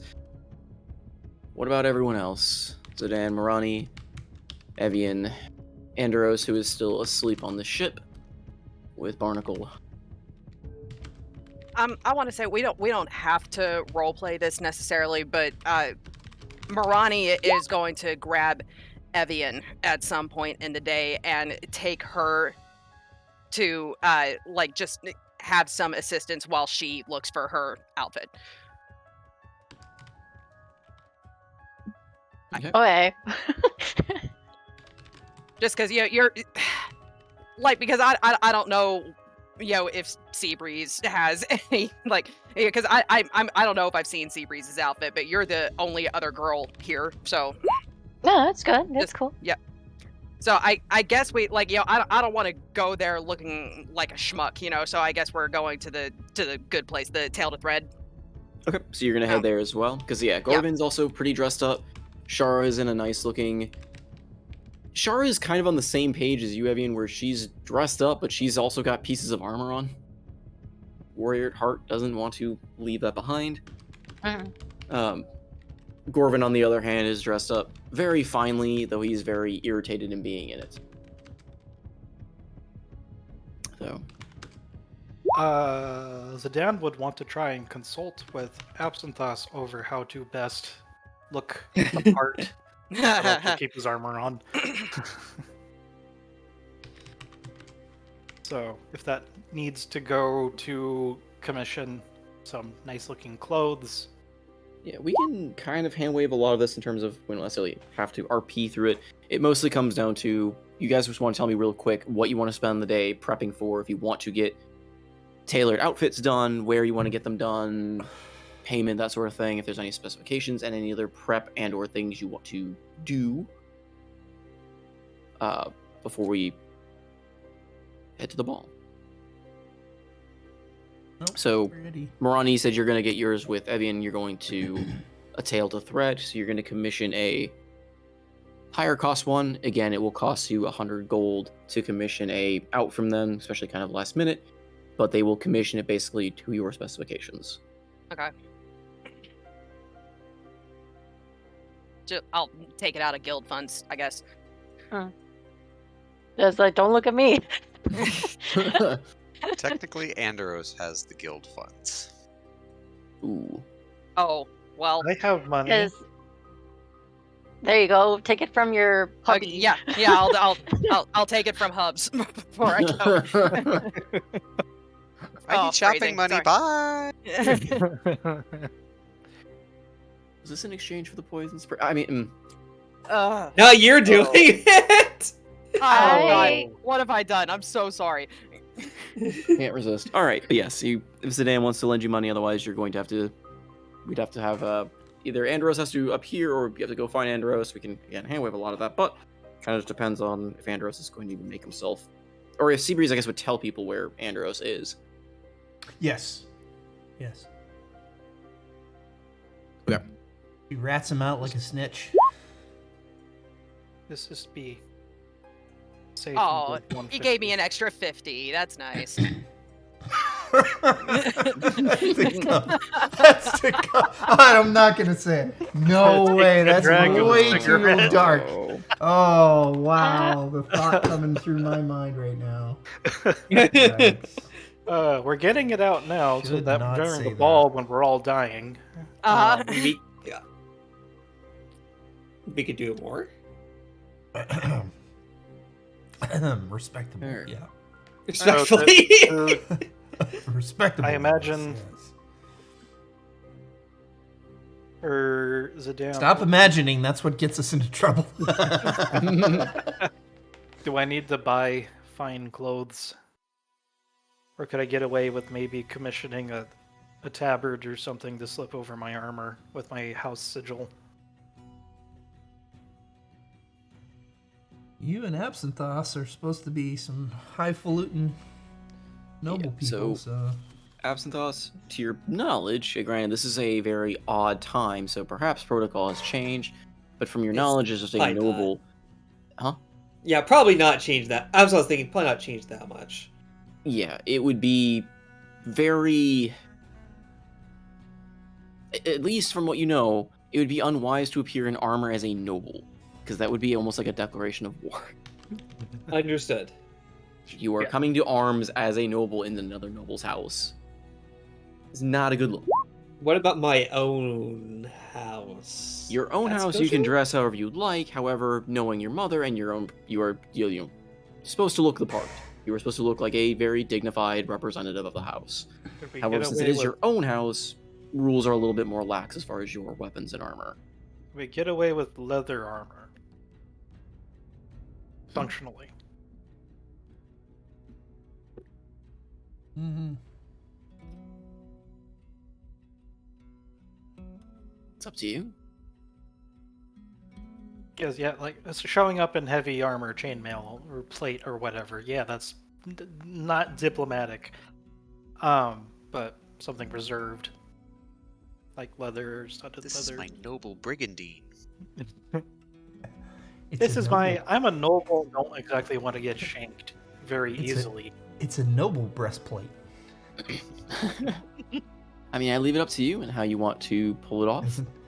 Doesn't have Nice arm. nipples on it. This armor is part of my religion. Oh my goodness, you're Damn, not Blade. Mandalorians. Okay, that means I'm keeping the chainmail. No. You shouldn't be wearing armor, Zidane. Right. Even I'm foregoing it. It's my own damn house. So what, do we dress ourselves up as fops, or do we wear something that can turn at least small blades?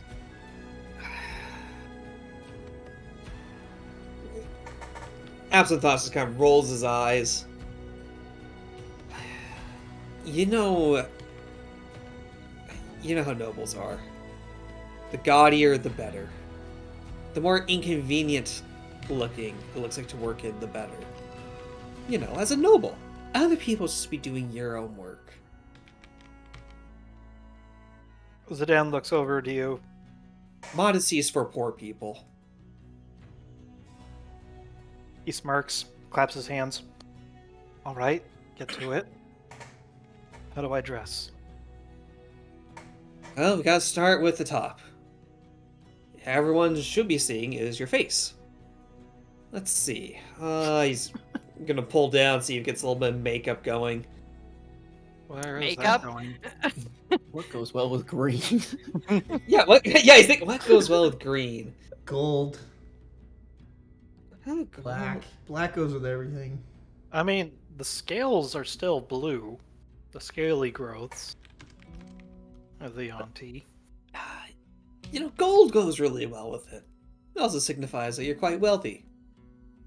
Sure hope Father Rael was wealthy. Never really looked into... Well, he never flaunted his wealth, so he's either really poor or really rich. There's no in between. You do realize that I've sometimes been characterized as a warrior priest, right? You know, it's so much easier with your lack of pain receptors up here.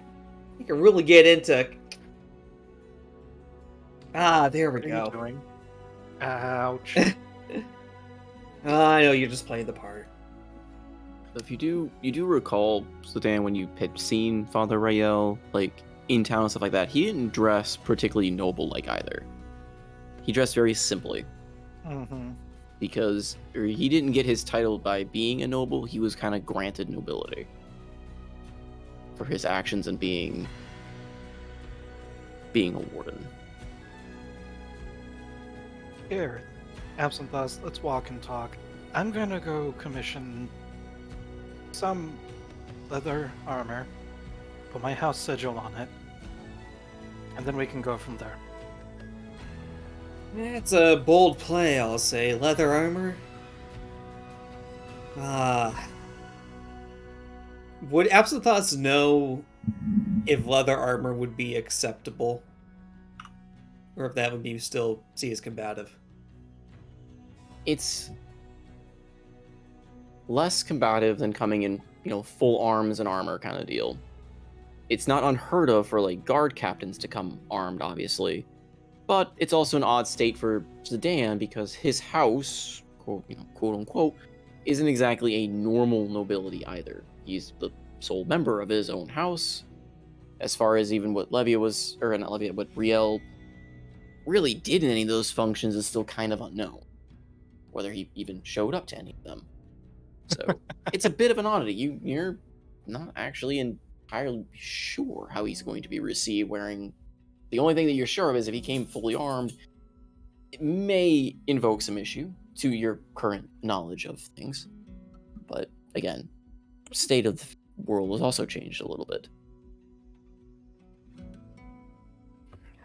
So, unless you want to go ask your house. Yeah, ask your I'd rather mother. not. Yeah.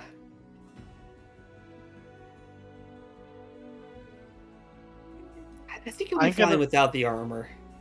Hmm.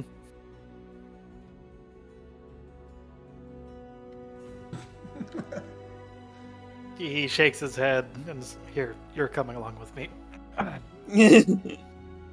I would like to buy some leather armor from someone that can also put the twin keys on it, like a badge or, Okay, sigil. and blazoned into it. Yep. Okay. And just standard leather armor, or are you going to get it, like, tailored to any... Like, are you just getting basically standard leather? Make it studded, kinky. Yeah, I was gonna say I'd splurge for the studded. That was a great groan. Ugh. Okay, again, are we just going with studded leather armor, like standard leather armor, or are you going to try to add anything to it or tailor to make it not look like armor? Okay, so that would be 50 Wait, total yes. for the... Sorry, yes. Trying to make it more palatable for refined company. Okay, and then I guess, are you going to a tail to thread, or are you going to Weavers Are Us? I have a feeling that I should probably go to tail to thread. Okay, because they will charge you 150 for the armor. But it will look actually pretty, like, the way... Again, very eccentric shop owner. I would normally RP it, but since we never really had the interactions with all that, we're just going to hand wave it to move on. He's actually going to tailor it so that it looks like you're wearing not exactly a toga, but a long tabard over the armor. Impressively so that it kind of seems to flow, like the armor doesn't look bulky on you. It is still very, very much armor, but the layerings he uses over it makes it look more flowing, almost like a priestly robe.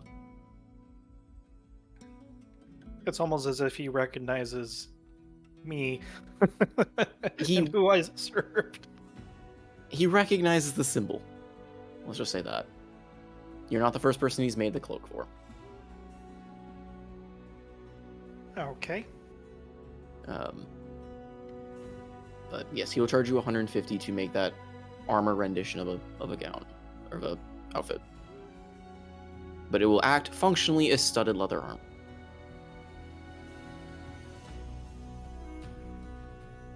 This tailor is making a killing. Yeah.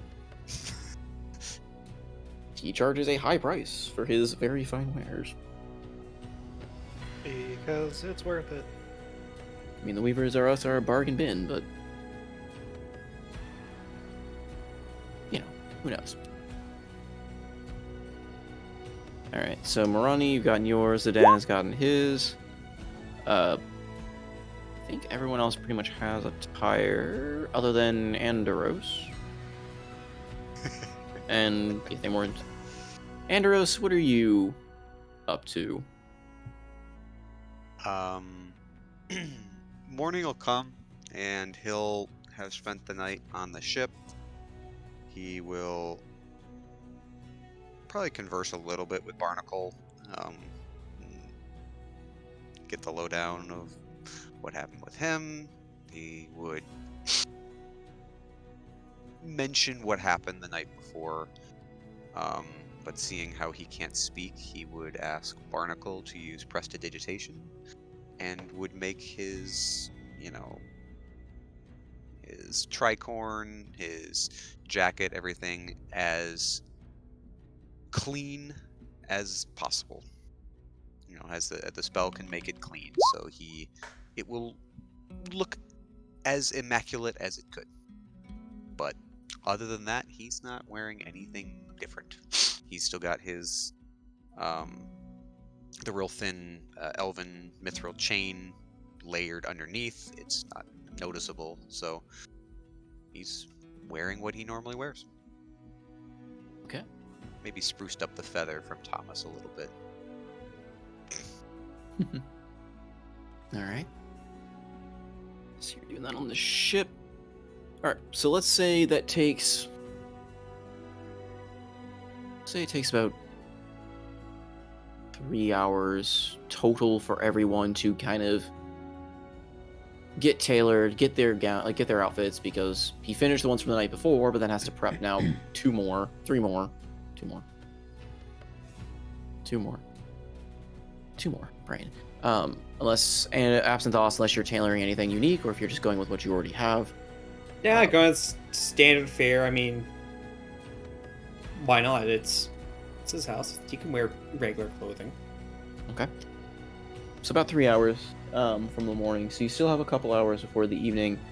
I don't know if you reconvene at the Adventurers Guild or if there's anything else you guys want to try and do, or RP or handwave. But as the day progresses, there's a general buzz about the city that you start picking up on as people are getting more and more excited for the ball. Like, you hear people are kind of talking in the street about it. You just kind of hear people mentioning it.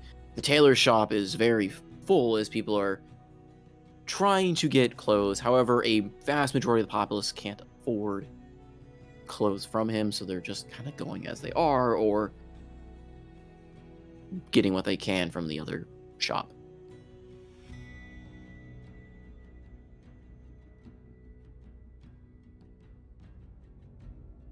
Sounds good.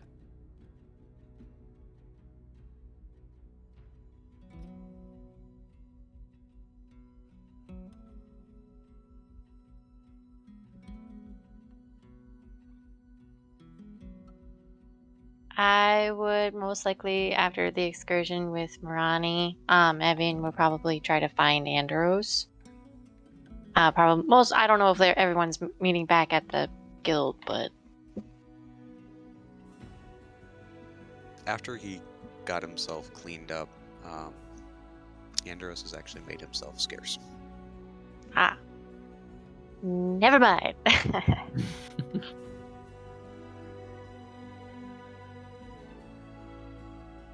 Are you still on the ship, or are you abandoning the ship as well? Because I guess you don't really know that Seabreeze has leaked your location.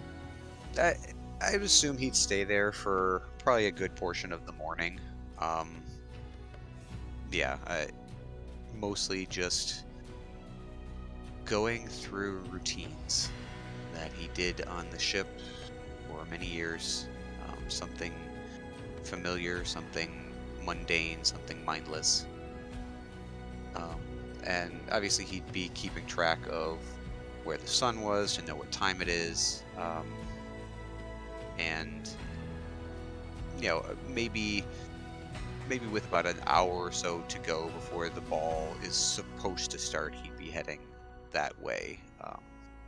Okay, so potentially if someone does wander to the ship, they would find you there. Yep. Okay. We'll leave that whether or not people want to. Like I said, Seabreeze did leak the location, and Dandros is technically not aware of that. Well, I mean, we'll go find them eventually. Yeah, eventually.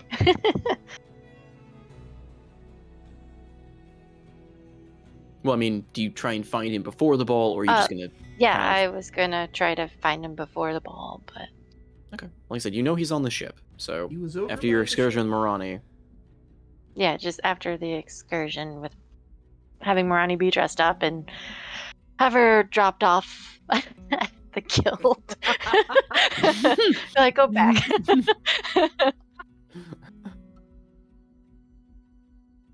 She is pretty much avoiding absent thoughts at this moment and need to search for Andros to so she'll head over to where the docks are. And try to make her way over to the ship because the ship's out in the icy water. So but she'll eventually get on the ship and she'll call out to him. Andros, are you around? Who's that? Hello? It's Barnacle, it's Evian. Oh. Hey there, horny lass. How are you doing? Could be better. Rather not be in a poofy gown, but you know, here I am. You're in a poofy gown. Sorry, Well- one moment. We'll be up in a bit. Captain's just tidying things up. Alrighty, I'll just tittle my thumbs and stand on the ice. Try not to slip and fall, but you know. Andros would have at least tried to clear the ice off of the ship deck itself, so... The ship... Right. The ship he is not spent covered in most... ice. Yeah, and he spent most of the morning kind of just tidying up the ship, getting things looking as, shipshape as they can, minus the harpoon holes in it. Okay. She will make her way up on the ship deck and as best as she can in a gown, but but she'll wait patiently until he arrives. So Barnacle will come up first and give her a flourishing deep bow.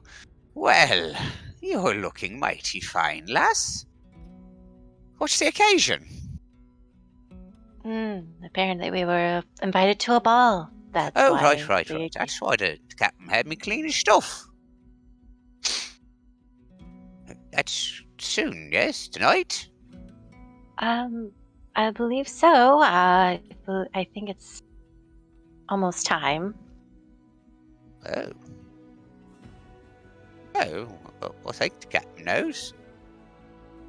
Well, the reason why I came all the way out here is that I do need a certain item, but if he wants to keep hiding, then I guess I can At this ask point, another Andros will time. probably have walked up and, again, kind of dusts off his jacket and gives her a little cocked head, and the normal jaunty smile is there, but it's subdued. Well, morning to you or afternoon. I see you've been taking care of the ship, but Just kind of points to his throat and shrugs. I'm guessing you're sick? Because, well, no, wait, no. I would probably say that Marani probably told her details during their excursion, so, all right, well, anyways, I came to come see you for do you still have that feather to contact Theodore and, the one I gave you along? Kind of like shakes his head from side to side as the feather waves as it's stuck in the tricord. Right. And gives her a raised eyebrow. The reason why I need it is I do have questions that I could not find while I was in the Feywild, unfortunately. So it's mostly to try to get more information on our incoming enemy. But kind of a little too late to do that, but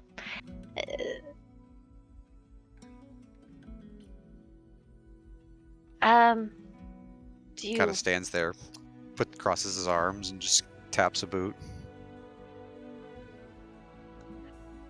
Well, unfortunately, when I was in the Feywilds, I didn't get much information because the Feywilds don't really hold history to anything, and they don't know anything about Bost, which is invigorating, and they're not going to really help much between the two houses being conflictions, and the Mortal Realms, which is even more invigorating.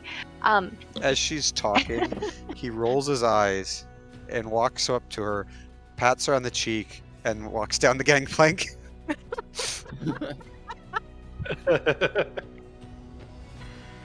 Yes, you probably are aware of it. I don't, whatever. Just as you're talking, he's just waving. He's like beckoning you. Come on. Yes, well, would you mind giving me a hand? Because it's kind of difficult to get down in this dress. And she tries to hobble off after him. I could help just fine. And you see Barnacle kind of run up and summons a mage hand and kind of lifts up the skirts of the dress to keep it out of some of the moisture areas. Lifts up the skirt. Hey, okay, Barnacle. Thank you, Barnacle. Anytime. Wouldn't want you getting your new dress all messed up there. To be honest, I don't really care. Oh, you should. You look fabulous. I hope your friend told you that. What's his name? The one with the poofy thing around his neck. And the puffed up Uh, attitude. She gives a confused look. We called him applesauce. No. He I hasn't didn't see him. complimented you. Nope. And purposely so. I don't want to see him. Oh, having a tiff? Sure, you can call it that. Anyways, So he'll just kind of bounce along next to you using Mage Hand to keep the dress out of most of the ice, except his Mage Hand is also slightly watery, and it's getting your dress wet anyway. yeah, she doesn't care. Well, and being with that you have no voice currently, Andros,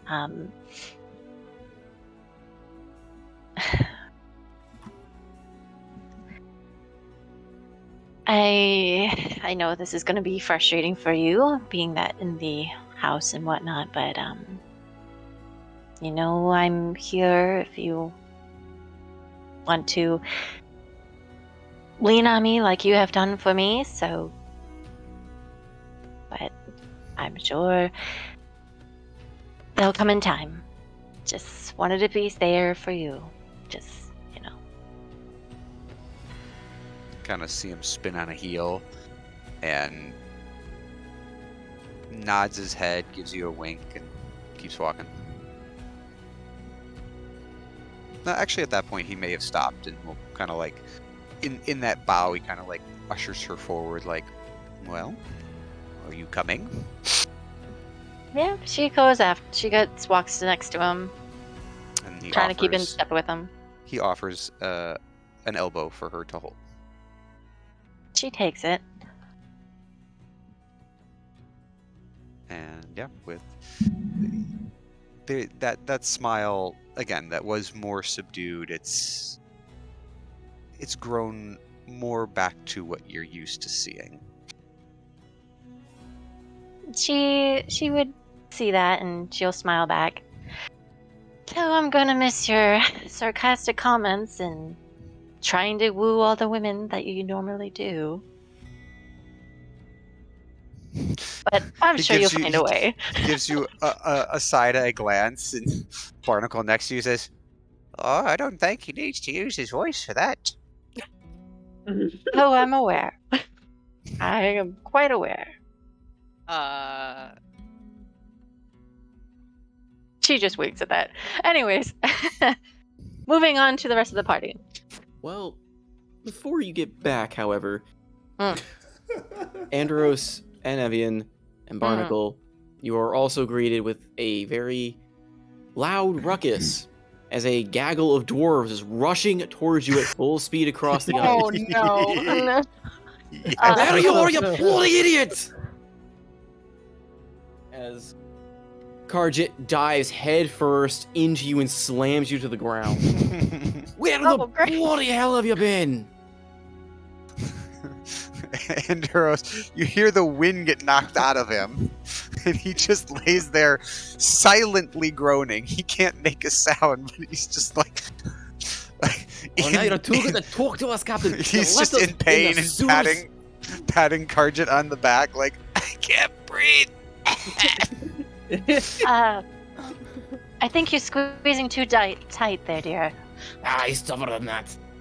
And he looks down, he realizes you're like kind of turning bluer than purple, I guess. He's like holding at his ribs. He's like, ow. He steps off and kind of grabs you, like extends his hand and tries to grab your hand to pull you up.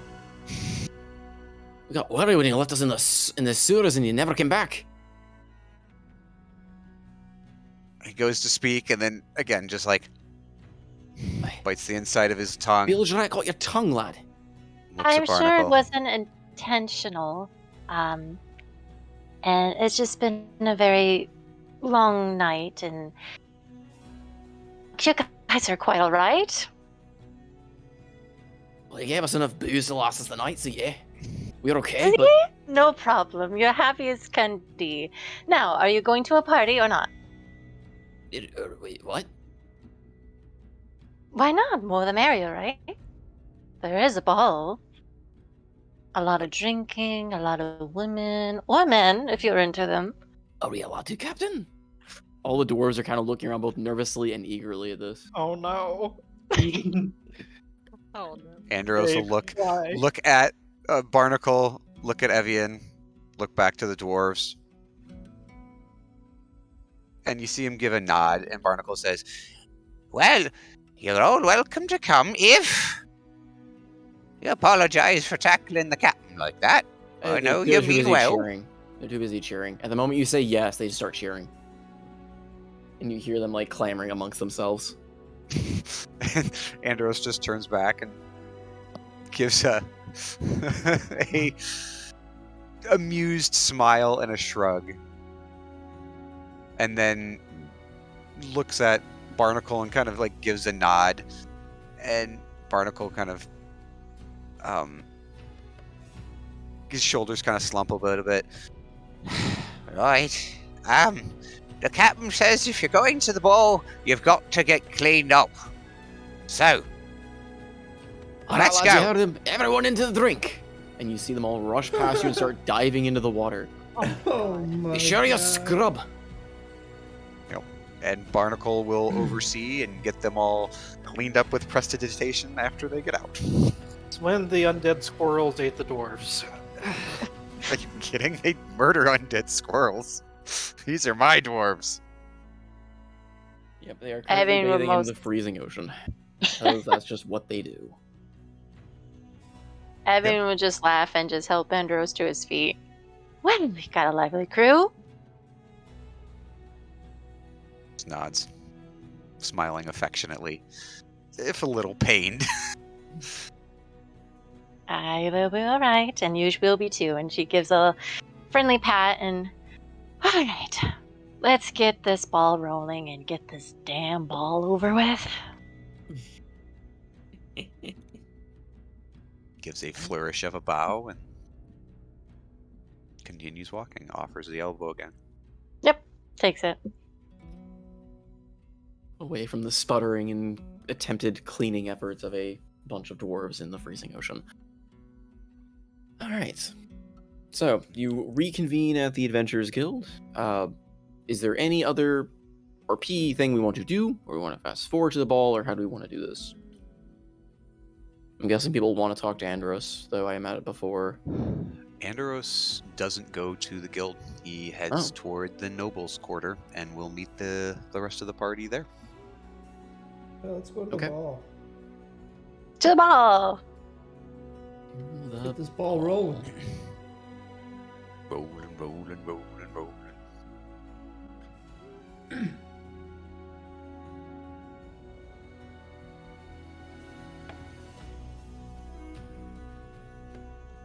Wow, this is a huge map. Wow. guys. Jeez. Very huge map. Oh gosh. Oh my goodness. It's beautiful, Salty. Neato. Ah! I think that's her, right? Is that mother?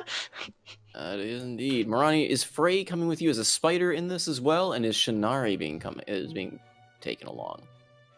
Yes, Frey is coming. The heck? Why is Thamor's token turned into the broken avatar link? He's uploading something new. Oh gosh. Nice. Oh, there it Oh is. wow, Okay. that looks nice.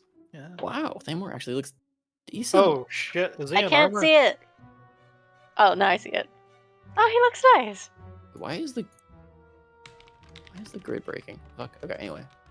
And then he's in there. So C3s definitely would not travel with the party. Okay. Well, it's fine. I'm just putting you in here. Is Shinari coming along? I think Shinari is going to be staying at the guild. Is the guild within a mile of here? Yes. Okay, yeah, she's staying at the. She's going to keep Okay. Zidane apprised of what happens at the guild. There is also, as I said, a gaggle of dwarves with you. However, they will be. Andros would have instructed Barnacle to. Would have instructed them to not necessarily travel in the same party as the rest of the party, but also instructs them Basically, the captain says no fighting and no getting too drunk. Other than that, have a good time. There's a lot of grumbling at that. I said Thinking. too drunk. You're dwarves after all. There is no such thing as too drunk in Dwarvish. Then go. I have some thoughts and do telepathic speech to Barnacle. Did you seriously invite them? Yes, the captain said it was fine. This is So a party for the whole city, is it not? looks over to Andros, shaking his head. Andros No. Andros isn't even watching. God, I have half the mind. Okay. Well, to set the scene, I guess if you guys are arriving at different times, kind of the arrival you see of House Levia being, I mean, it's an enormous place. They are definitely one of the more prominent nobles in the city. As you are, I can't. Oh, whoops, my bad. Go ahead and drag yours back in then. Gotcha. Don't know why that does that, but I don't know. weird either. things happen.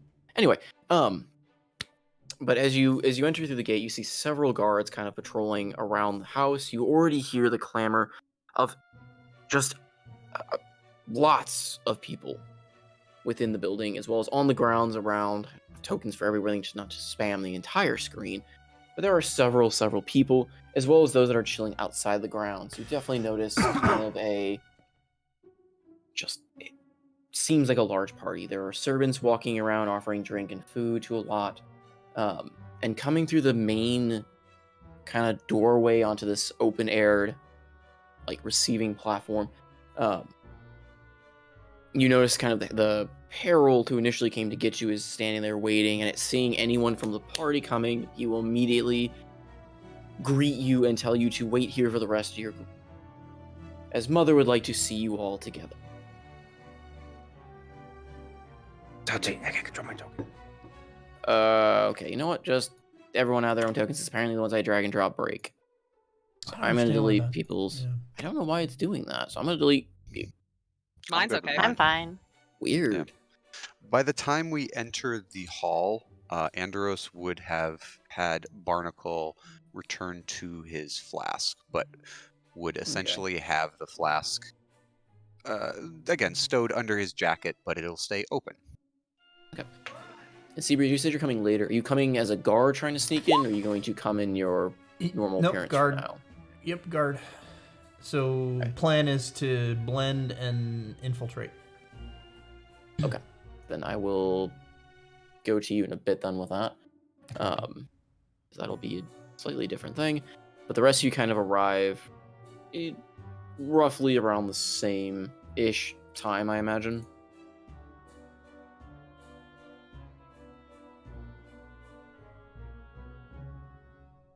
Yes, no? Was anyone coming specifically later or earlier kind of deal? I know probably No. Zidane would definitely want to meet up with Morani before and then arrive Oh, yeah. at some time. Yeah, for sure. Okay. Well, just make sure there wasn't any like other side, like, oh, I'm gonna arrive late, like fashionably late or whatever. Okay. But at the No, arrival of pretty much everyone Andros will from the have been there party. earlier than everybody. If Mhm. and if Evian was staying with him, they would have been Yep. waiting. All right. But yeah, at the arrival of everyone, finally, the herald comes up to you. Oh, finally! They're here, everyone! The honored guests! Now, right this way. Mother wishes to have a conversation with you first before you can partake in the festivities. We have drinks and dancing and merriment aplenty for you to enjoy. Now, if you'd be so kind as to follow me. And he starts leading you into the Manor Levia.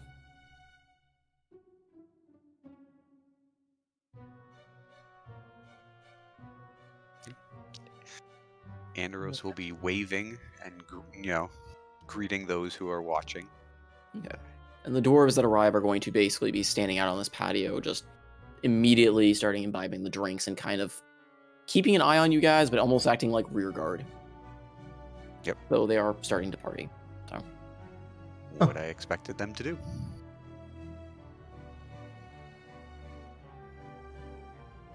but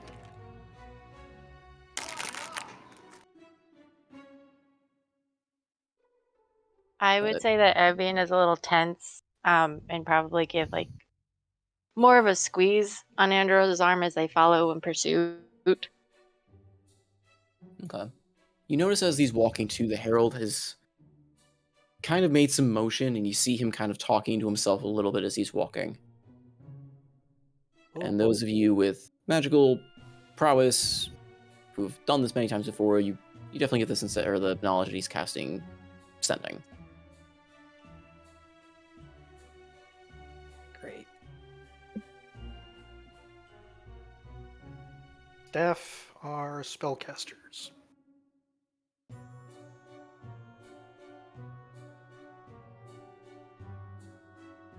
Everyone's a spellcaster. He is the herald of, he needs some fanfare and ability to communicate. So he knows some minor tricks. But he leads you on, and if everyone is following. Blockade. Yeah, Andros is just continuing to wave and wink at different people in the party, or at the party here. Yeah, and you start seeing a mix as you go further in as well. A mix of just, the general commoners that are invited who are all trying to not look out of place. They tied up. I mean, most are still wearing what they can. Mix of anything from rags to just very basic clothing they try to clean up, to a mix of those that are treating it like a masquerade, wearing masks and fine clothing befitting that of a noble. But he leads you into this long hallway where you run into the matriarch Levia, who some of you have met before. And she greets you with a warm smile. Welcome back, my dear son. So glad of you to join. I was worried you wouldn't get my message. It's been so long, after all. Mother? We check our weapons at the door, or do we not bring them at all? It's like a you problem. They did not. That's so fucking weird. What a weird thing to say. Well, I'm sorry. It not occurred to me halfway through the moving, and I'm like, wait. They did not ask you to check your weapon. And you'll notice that several of the guests are armed. Not necessarily the commoners, but those wearing the masks and masquerades visibly have some form of maybe a weapon. Though they don't seem to be armored. Thamor, do you have your halberd on you? Oh, both of them. And as you meet up, the herald starts heading back to his post. Right this way. We can discuss matters a little more private.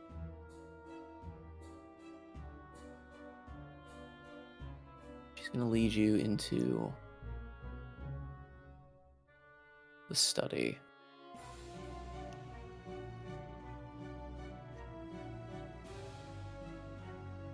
So are we to assume that Absinthos is leading the way this entire time? Yeah, I'm pegging upsells in the back, pushing him forward. Okay. I imagine you're following with her to the room. Yes. Yeah. Go ahead and just kind of drag your characters in there. As you enter the room, the din of the party seems to get very quiet while you're in this room. Now, I imagine my son has been a bit more forthcoming about who he wants you to believe I am. And while I admit, I am maybe not the most... fine citizen to most of you, I do dare say that my part in all this is the safety of Gala. With that in mind, she turns to Absinthos. Have you brought it?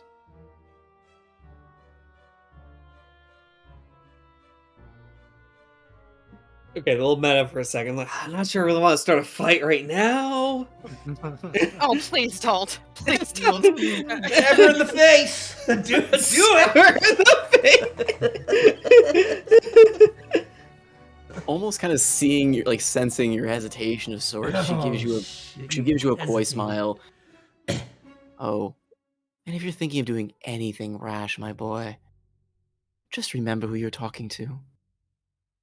I know. Stab her now. There are plenty You of stab contingencies her! in place to secure what I want. Now, if you'll hand over the crown.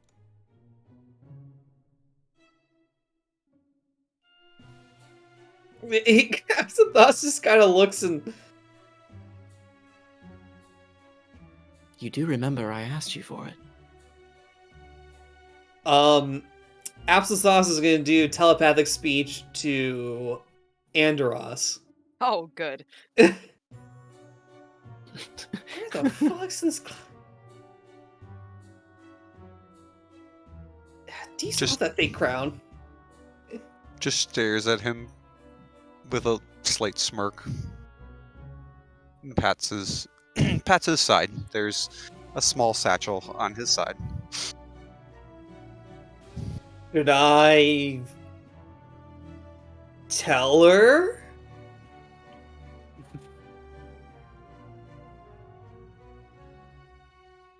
Am I getting no response from Andros on this one? He's just looking at you with a, side-eyed smirk. It's gonna be your problem real quick if you don't have an answer.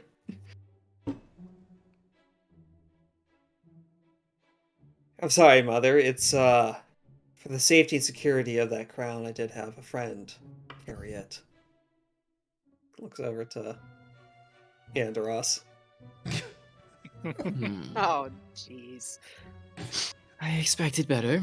Real subtle. After all, you did say you would obtain it, but it seems you are still lacking in your efficiency. Now, for the one that does possess the object I seek, would you please it over? And this could be over very, very easily. If not, well, I have my ways. She kind of looks over the group Andros? and not like leaving her eyes lingering on Andros's. That's who's Absinthoth is staring at as well. Andros will roll his eyes and kind of throw his jacket back and open up the satchel and show will slowly lift up with one hand the rock-covered crown and then set it back in his bag. Oh, jeez. She just sits there and stares hard at you. Do you take me for a fool, little captain? Kind of shrugs back and forth. Oh, your little tricks would fool some, but I pride myself in my abilities of observation, normal and magical. Presenting me with a piece of rock is not a fine way to woo a woman. Now, I will give you an hour to enjoy the ball and go get the crown wherever you have stored it. It has left my sight, so I will grant you that bit of token of my respect that you have managed such. But tally any longer, and I will simply have to revert to my other plan. You see, I plan to end Faust once and for all. One way or another. It will end tonight. And whether you wish to make this simple and painless, or if instead you would like the blood of many on your hands in order to secure the future peace, I will leave that up to you. Or if you're suggesting you're offering yourselves, that can be arranged as well.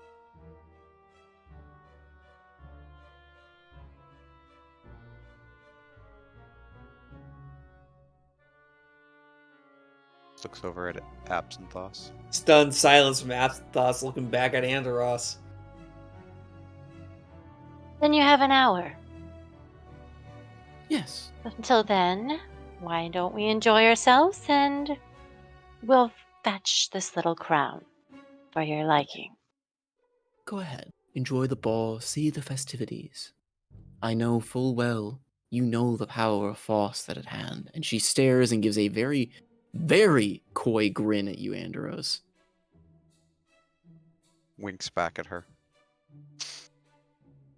Suffices to say, I am glad you made it out alive. You know the powers he possesses, the threat he faces to the world. All I ask is the crown that I sought for many years to end it. That's so much. Where are my manners? Go. The people are looking forward to meeting the faces of their heroes that are supposed to bring the gift to end Faust's reign. It'd be such a shame. If their heroes didn't live up to their expectations now, wouldn't it?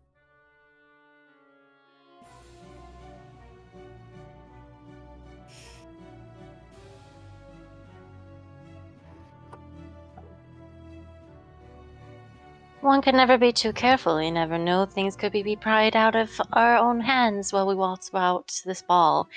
So, apologies if we're very, well, as you say, precautious. Oh yes, but have no fear. We will have our eyes on you for your safety, as well as the safety of the object I seek.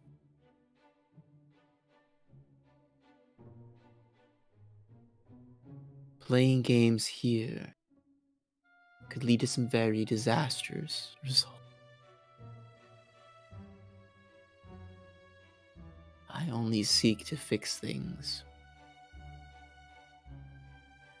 You all hold the key for me to do so.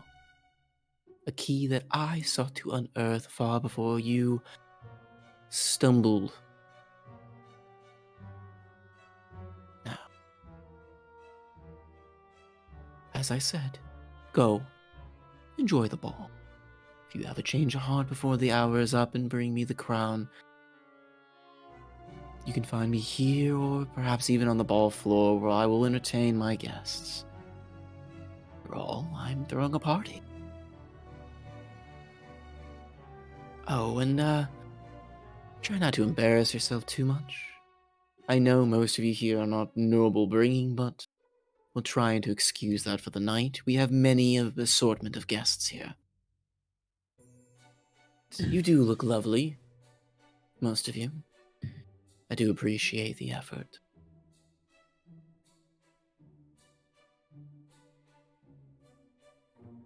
With that, she waves her hand.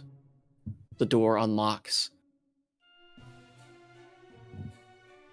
I look forward to a more agreeable answer.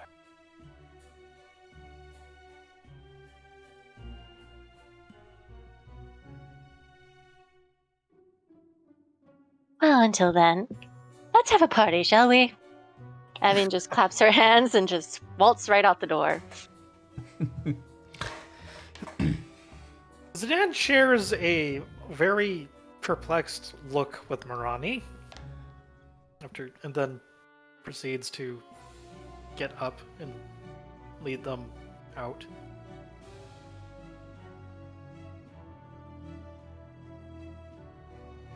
Is there like an open bottle, any sort of like drink in this room? Not in this room, no. She doesn't have any beverages or food here. Andrew also just look around a little bit. And as he's following the rest out, he'll reach into the pack and twirl the fake, and then just toss it onto the table in the center of the room. Give her a little like finger salute and walk out. Okay.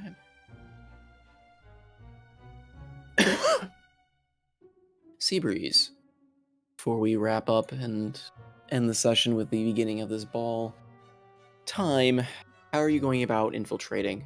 You also notice as if you're kind of lying in wait, Gorvin and Gorvin, Shara, and Richard also show up as well to partake in the ball.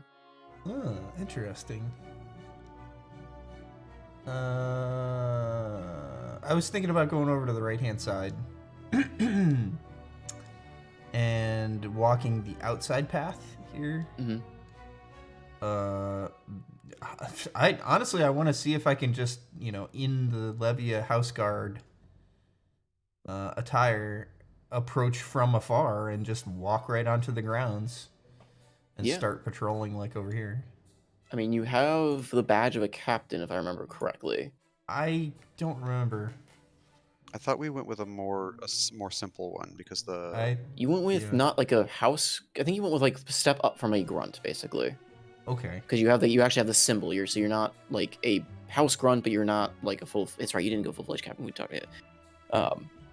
But yeah, you're actually able to pretty much walk just about anywhere. You can even get through the side door, and the guard kind of sees you get in, raises his eyebrow, and just shrugs and kind of keeps at his post. For the most part, it seems like, again, there's a lot of. I probably should put more tokens down. I just kind of didn't want to be overwhelmed with tokens, but there are people everywhere. Okay. So it is very easy to walk amongst them on this floor. I have many questions, but it's not going to take too long. Okay. You say you have a lot of tokens. Would you say you have the appropriate amount of guard tokens down, or are there more guards than we see?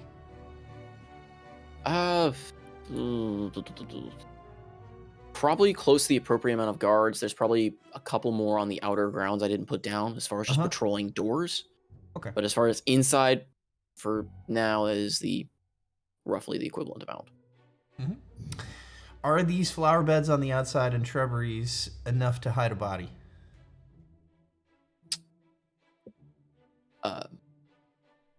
Like these ones. Maybe not those, maybe these larger ones. Okay. It's good to know. The ones closer to the door are more floral arrangements than anything else. Gotcha. So a body would be pretty easily discernible amongst them. Okay, but these are big shrubs, they're not trees? They're trees, but they've got a lot of like, what's the word? Trees with a lot of like trim around it. So you could, like, there's bushes and stuff underneath them. Could definitely hide bodies in there, huh? Yeah. Right. How tall is the structure at the like average like it is you can tell 2-story mansion. Yeah, you can tell a lot of these spaces from the outside probably have a second story on them. Yep. Okay. It is a 2-story mansion. Okay. And then the last thing is, how tall is each story? I'm sorry, I got one more question after that. All good. I'm trying to imagine, because it's not a standard like building. These are large rooms, so yeah, I would imagine like this area with the chandelier looks like the ceiling would be like 13 to 15. Mm-hmm. And maybe these rooms up here are a little shorter. I'm thinking, it's roughly around 20 for the ballroom, and it's roughly normal for the. It's a very high ceiling. There's a room above it, but it's a very high ceilinged like this is a full-on dining ballroom party, I think. Yeah. The smaller ones are a little bit lower, but again, they kind of mesh with the rest of the building. But the foyer as well. So this area in the middle, as well as these areas here, are actually open. There's the second floor looks down upon that. So there's this is all like uncut. This is like exposed to the elements. Yeah, here. Well, this is exposed to the elements. This is not exposed to the elements, but it's exposed to the second floor. Oh, So if you were to that's go up to the second here. floor, you can look Yeah, down yeah. from the second floor into that room, into this. So there's Okay. not a floor, like a solid floor above this on the second floor, but there is a roof above it. Mhm. So What time of day is it? it is. I said the ball started at, what was it, 4 p.m. I think is when I said. So it's starting. It's still light out, but it's starting to set. It's starting to approach evening. Maybe an hour and it'll be dark.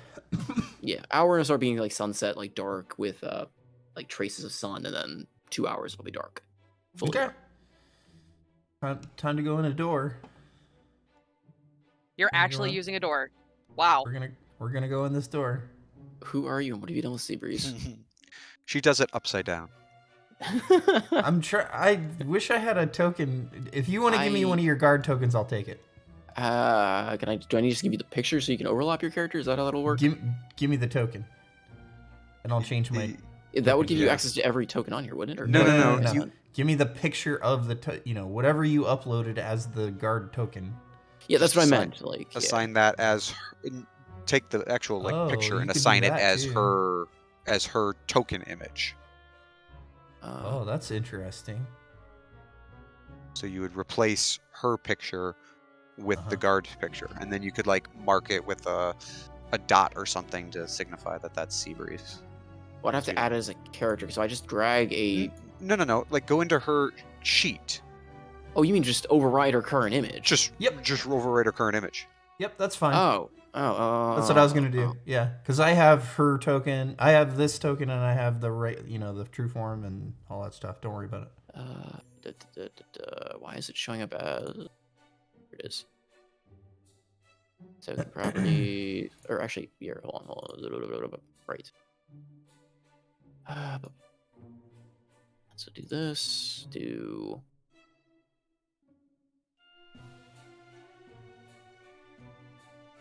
No, not Alton.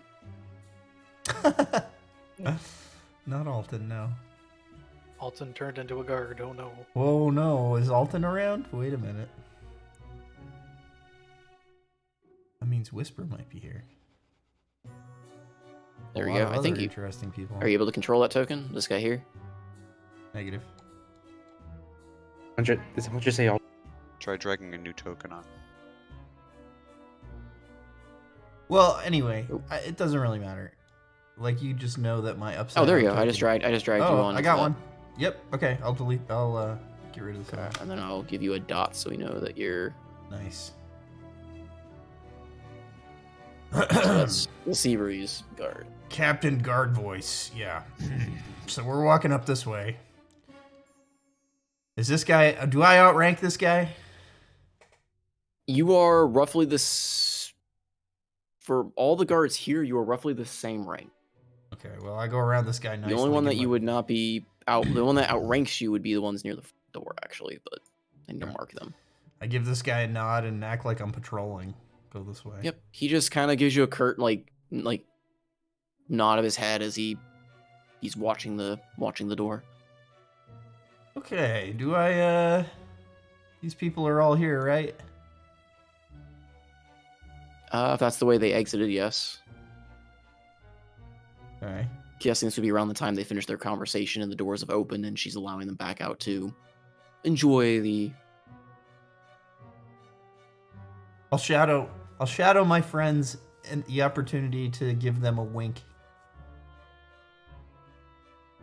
So they know who I am.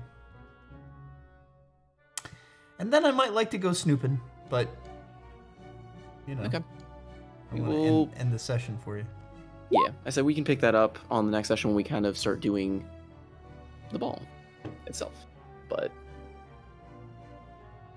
yeah. So as we go outside into the hall, just one last passing remark. Zidane comes up next to Anderos and says, using a turn of phrase that you are very fond of uttering, Anderos, what the fuck? And he's just gonna look over and point at Absinthoss, and both hands just go in a very much repeated, what the fuck? Gonna point back at Andros. None of this was communicated. The crown part was never communicated. She didn't even mention a crown. The whole... She did. She said cackling so hard because it was in the first note session. it was. That one long ago she mentioned she wanted the crown. The most recent letter says bring what I require. Yeah. And it She was has- all misinterpreted as Madeline and the amulet. So that's why he's looking at Absinthoth going, what the fuck? I'm looking forward to the next session where we can't give her the can't give her the crown. I have not I have loved that entire thing because I literally wrote down in my notes of he actually forgot. Mhm.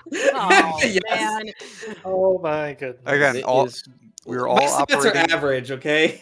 We were We all all- operating under the assumption that it was meant to be Madeline's amulet, but it is not. Yeah. So I gave her a stone donut. Yeah, she saw through that. Fun I'm fact. Well, yeah, she has detect magic up at all times. That's fine. Yeah, She has a stone donut. just to remember because this was in the notes.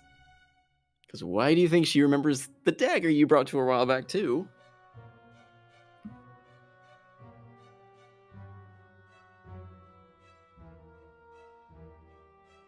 Well, damn.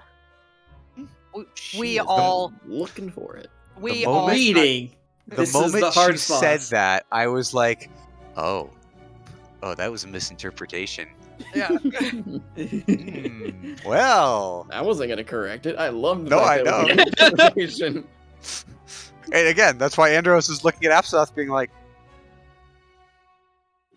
it's It all was I your got. turn for the brain cell. It's all I got. I got a donut. The entire party shares one brain cell, and it failed all of us. Oh, Andros has been hogging it. I resemble Wait a that second. notion. That's No, not he true. The entire Killed us all. the infiltration last session. Who had the brain cell there? I did. It was a I good got brain out. cell until the Nat 1 got us. No, I got out. I think Phil had the brain cell. He saved y'all from the cone of coal and then noped out. Yep. But yeah, Oh, So Thamor. I'll just get Thamor has a plan, regardless of what you do. Is the oh, plan that's more right. I forgot about complicated that. than stabbing my mother? When does You the should have I forgot stabbed her about- in the face, I'm telling you. You had her in And then that tiny little room and could have killed her immediately. And then the two guards just bust out power word kills. Just- You'd have got a surprise round off, she would have been down. No problem. I mean, but that solved the problem at hand, though. she Yeah, I comes got a back, plan. just floats, it just melds out of the floor again, just comes back. Well, Zariel would basically get summoned at that point. Then you'd all be done. Then you'd all be dead. But at least Mom would be gone. I like how for all of you guys hating Madeline's plan to kill her, your first response having a room is please stab her in the face. Why didn't we just go with Madeline? What you talking about? I winked at her and gave her a donut. I mean, well, okay, You're a that's brain par for the cell. course for Andros. There were moments where I just wanted to just come out and be like, "Okay, bitch, listen." It's like, And- nope. And I wrecked her probably very expensive table. I'm 3 for 3 here. Yeah, I'm just here to drink the potion of water breathing and eat 3 beans. Ah, Oh no. spike the punch with the water breathing potion. I don't think I can get away with that. Yes, you can. Namor's here to Give it to just dapper and kill people. Hmm? And he's Give it to almost Seaver. done. Your mom is moving her Yeah. bed. We're trying to. Mm. You mean the random guard is gonna be walking around just winking at us, and we're gonna be like, "Who the fuck is that?" Yep. Winking hard. I'll go I check. got a seizure or a tick. Mm. That card okay? No. We'll just end for the entire game, just avoiding them. I don't know. I just love how like I'm sitting there trying to play. I had all this planned out, and so far the entirety of this, like even this entire ball from the beginning, has been a series of misinterpretations that I've just had to. I have just had the joy of sitting here like cackling about. Like, oh, they're gonna come arrest us. No, we're throwing a party for you guys. Oh, they want Madeline. No, we want the crown. You know, the thing we mentioned forever ago. Well, that's her fault for not communicating properly. So She it is her fault. what? What? What? No. What? She literally sat down with you too, talking about the crown. That I want that. It could elevate us. Here, She gave bring you an me what I entire want. spiel of like, hey, we sent this person with a dagger to find this like forever ago, and you happened to stumble upon it. Bring me this crown. Don't let people touch it.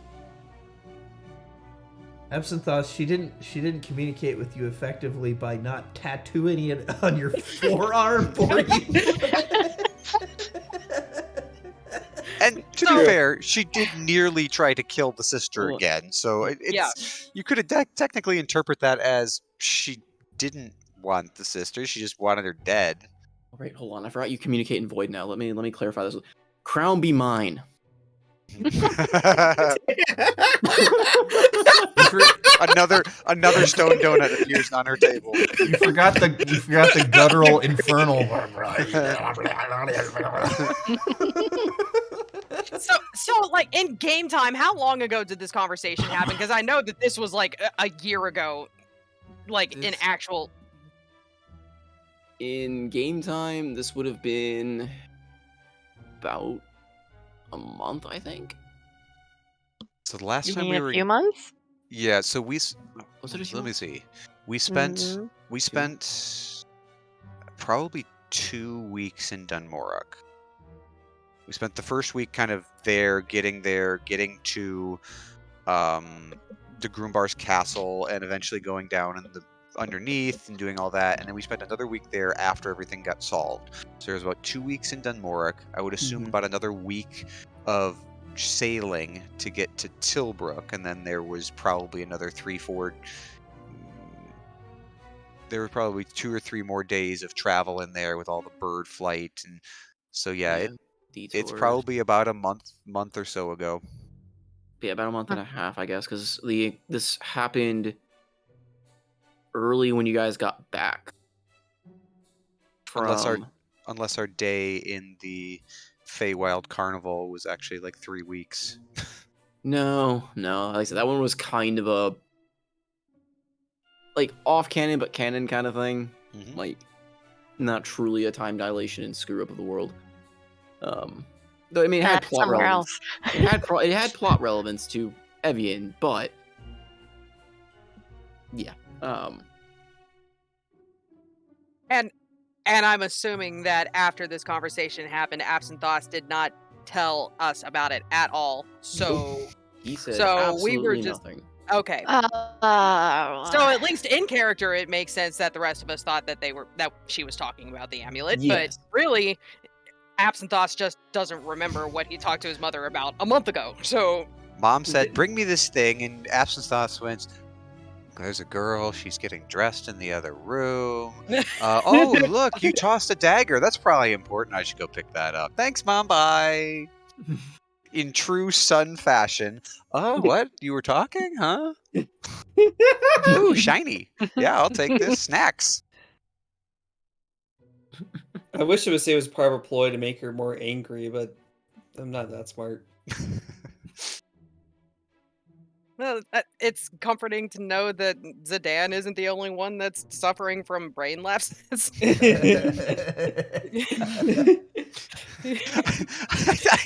also like that Zidane walks up to Andros and is like, "What are you doing?" And Andros goes, "What are we doing?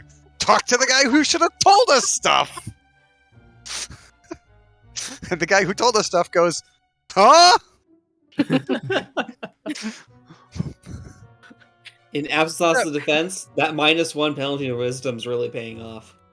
So Shred, you have 2 weeks to figure out how we're going to resolve this, because this is all your fault. The original plan of stab mother, really. I'm in.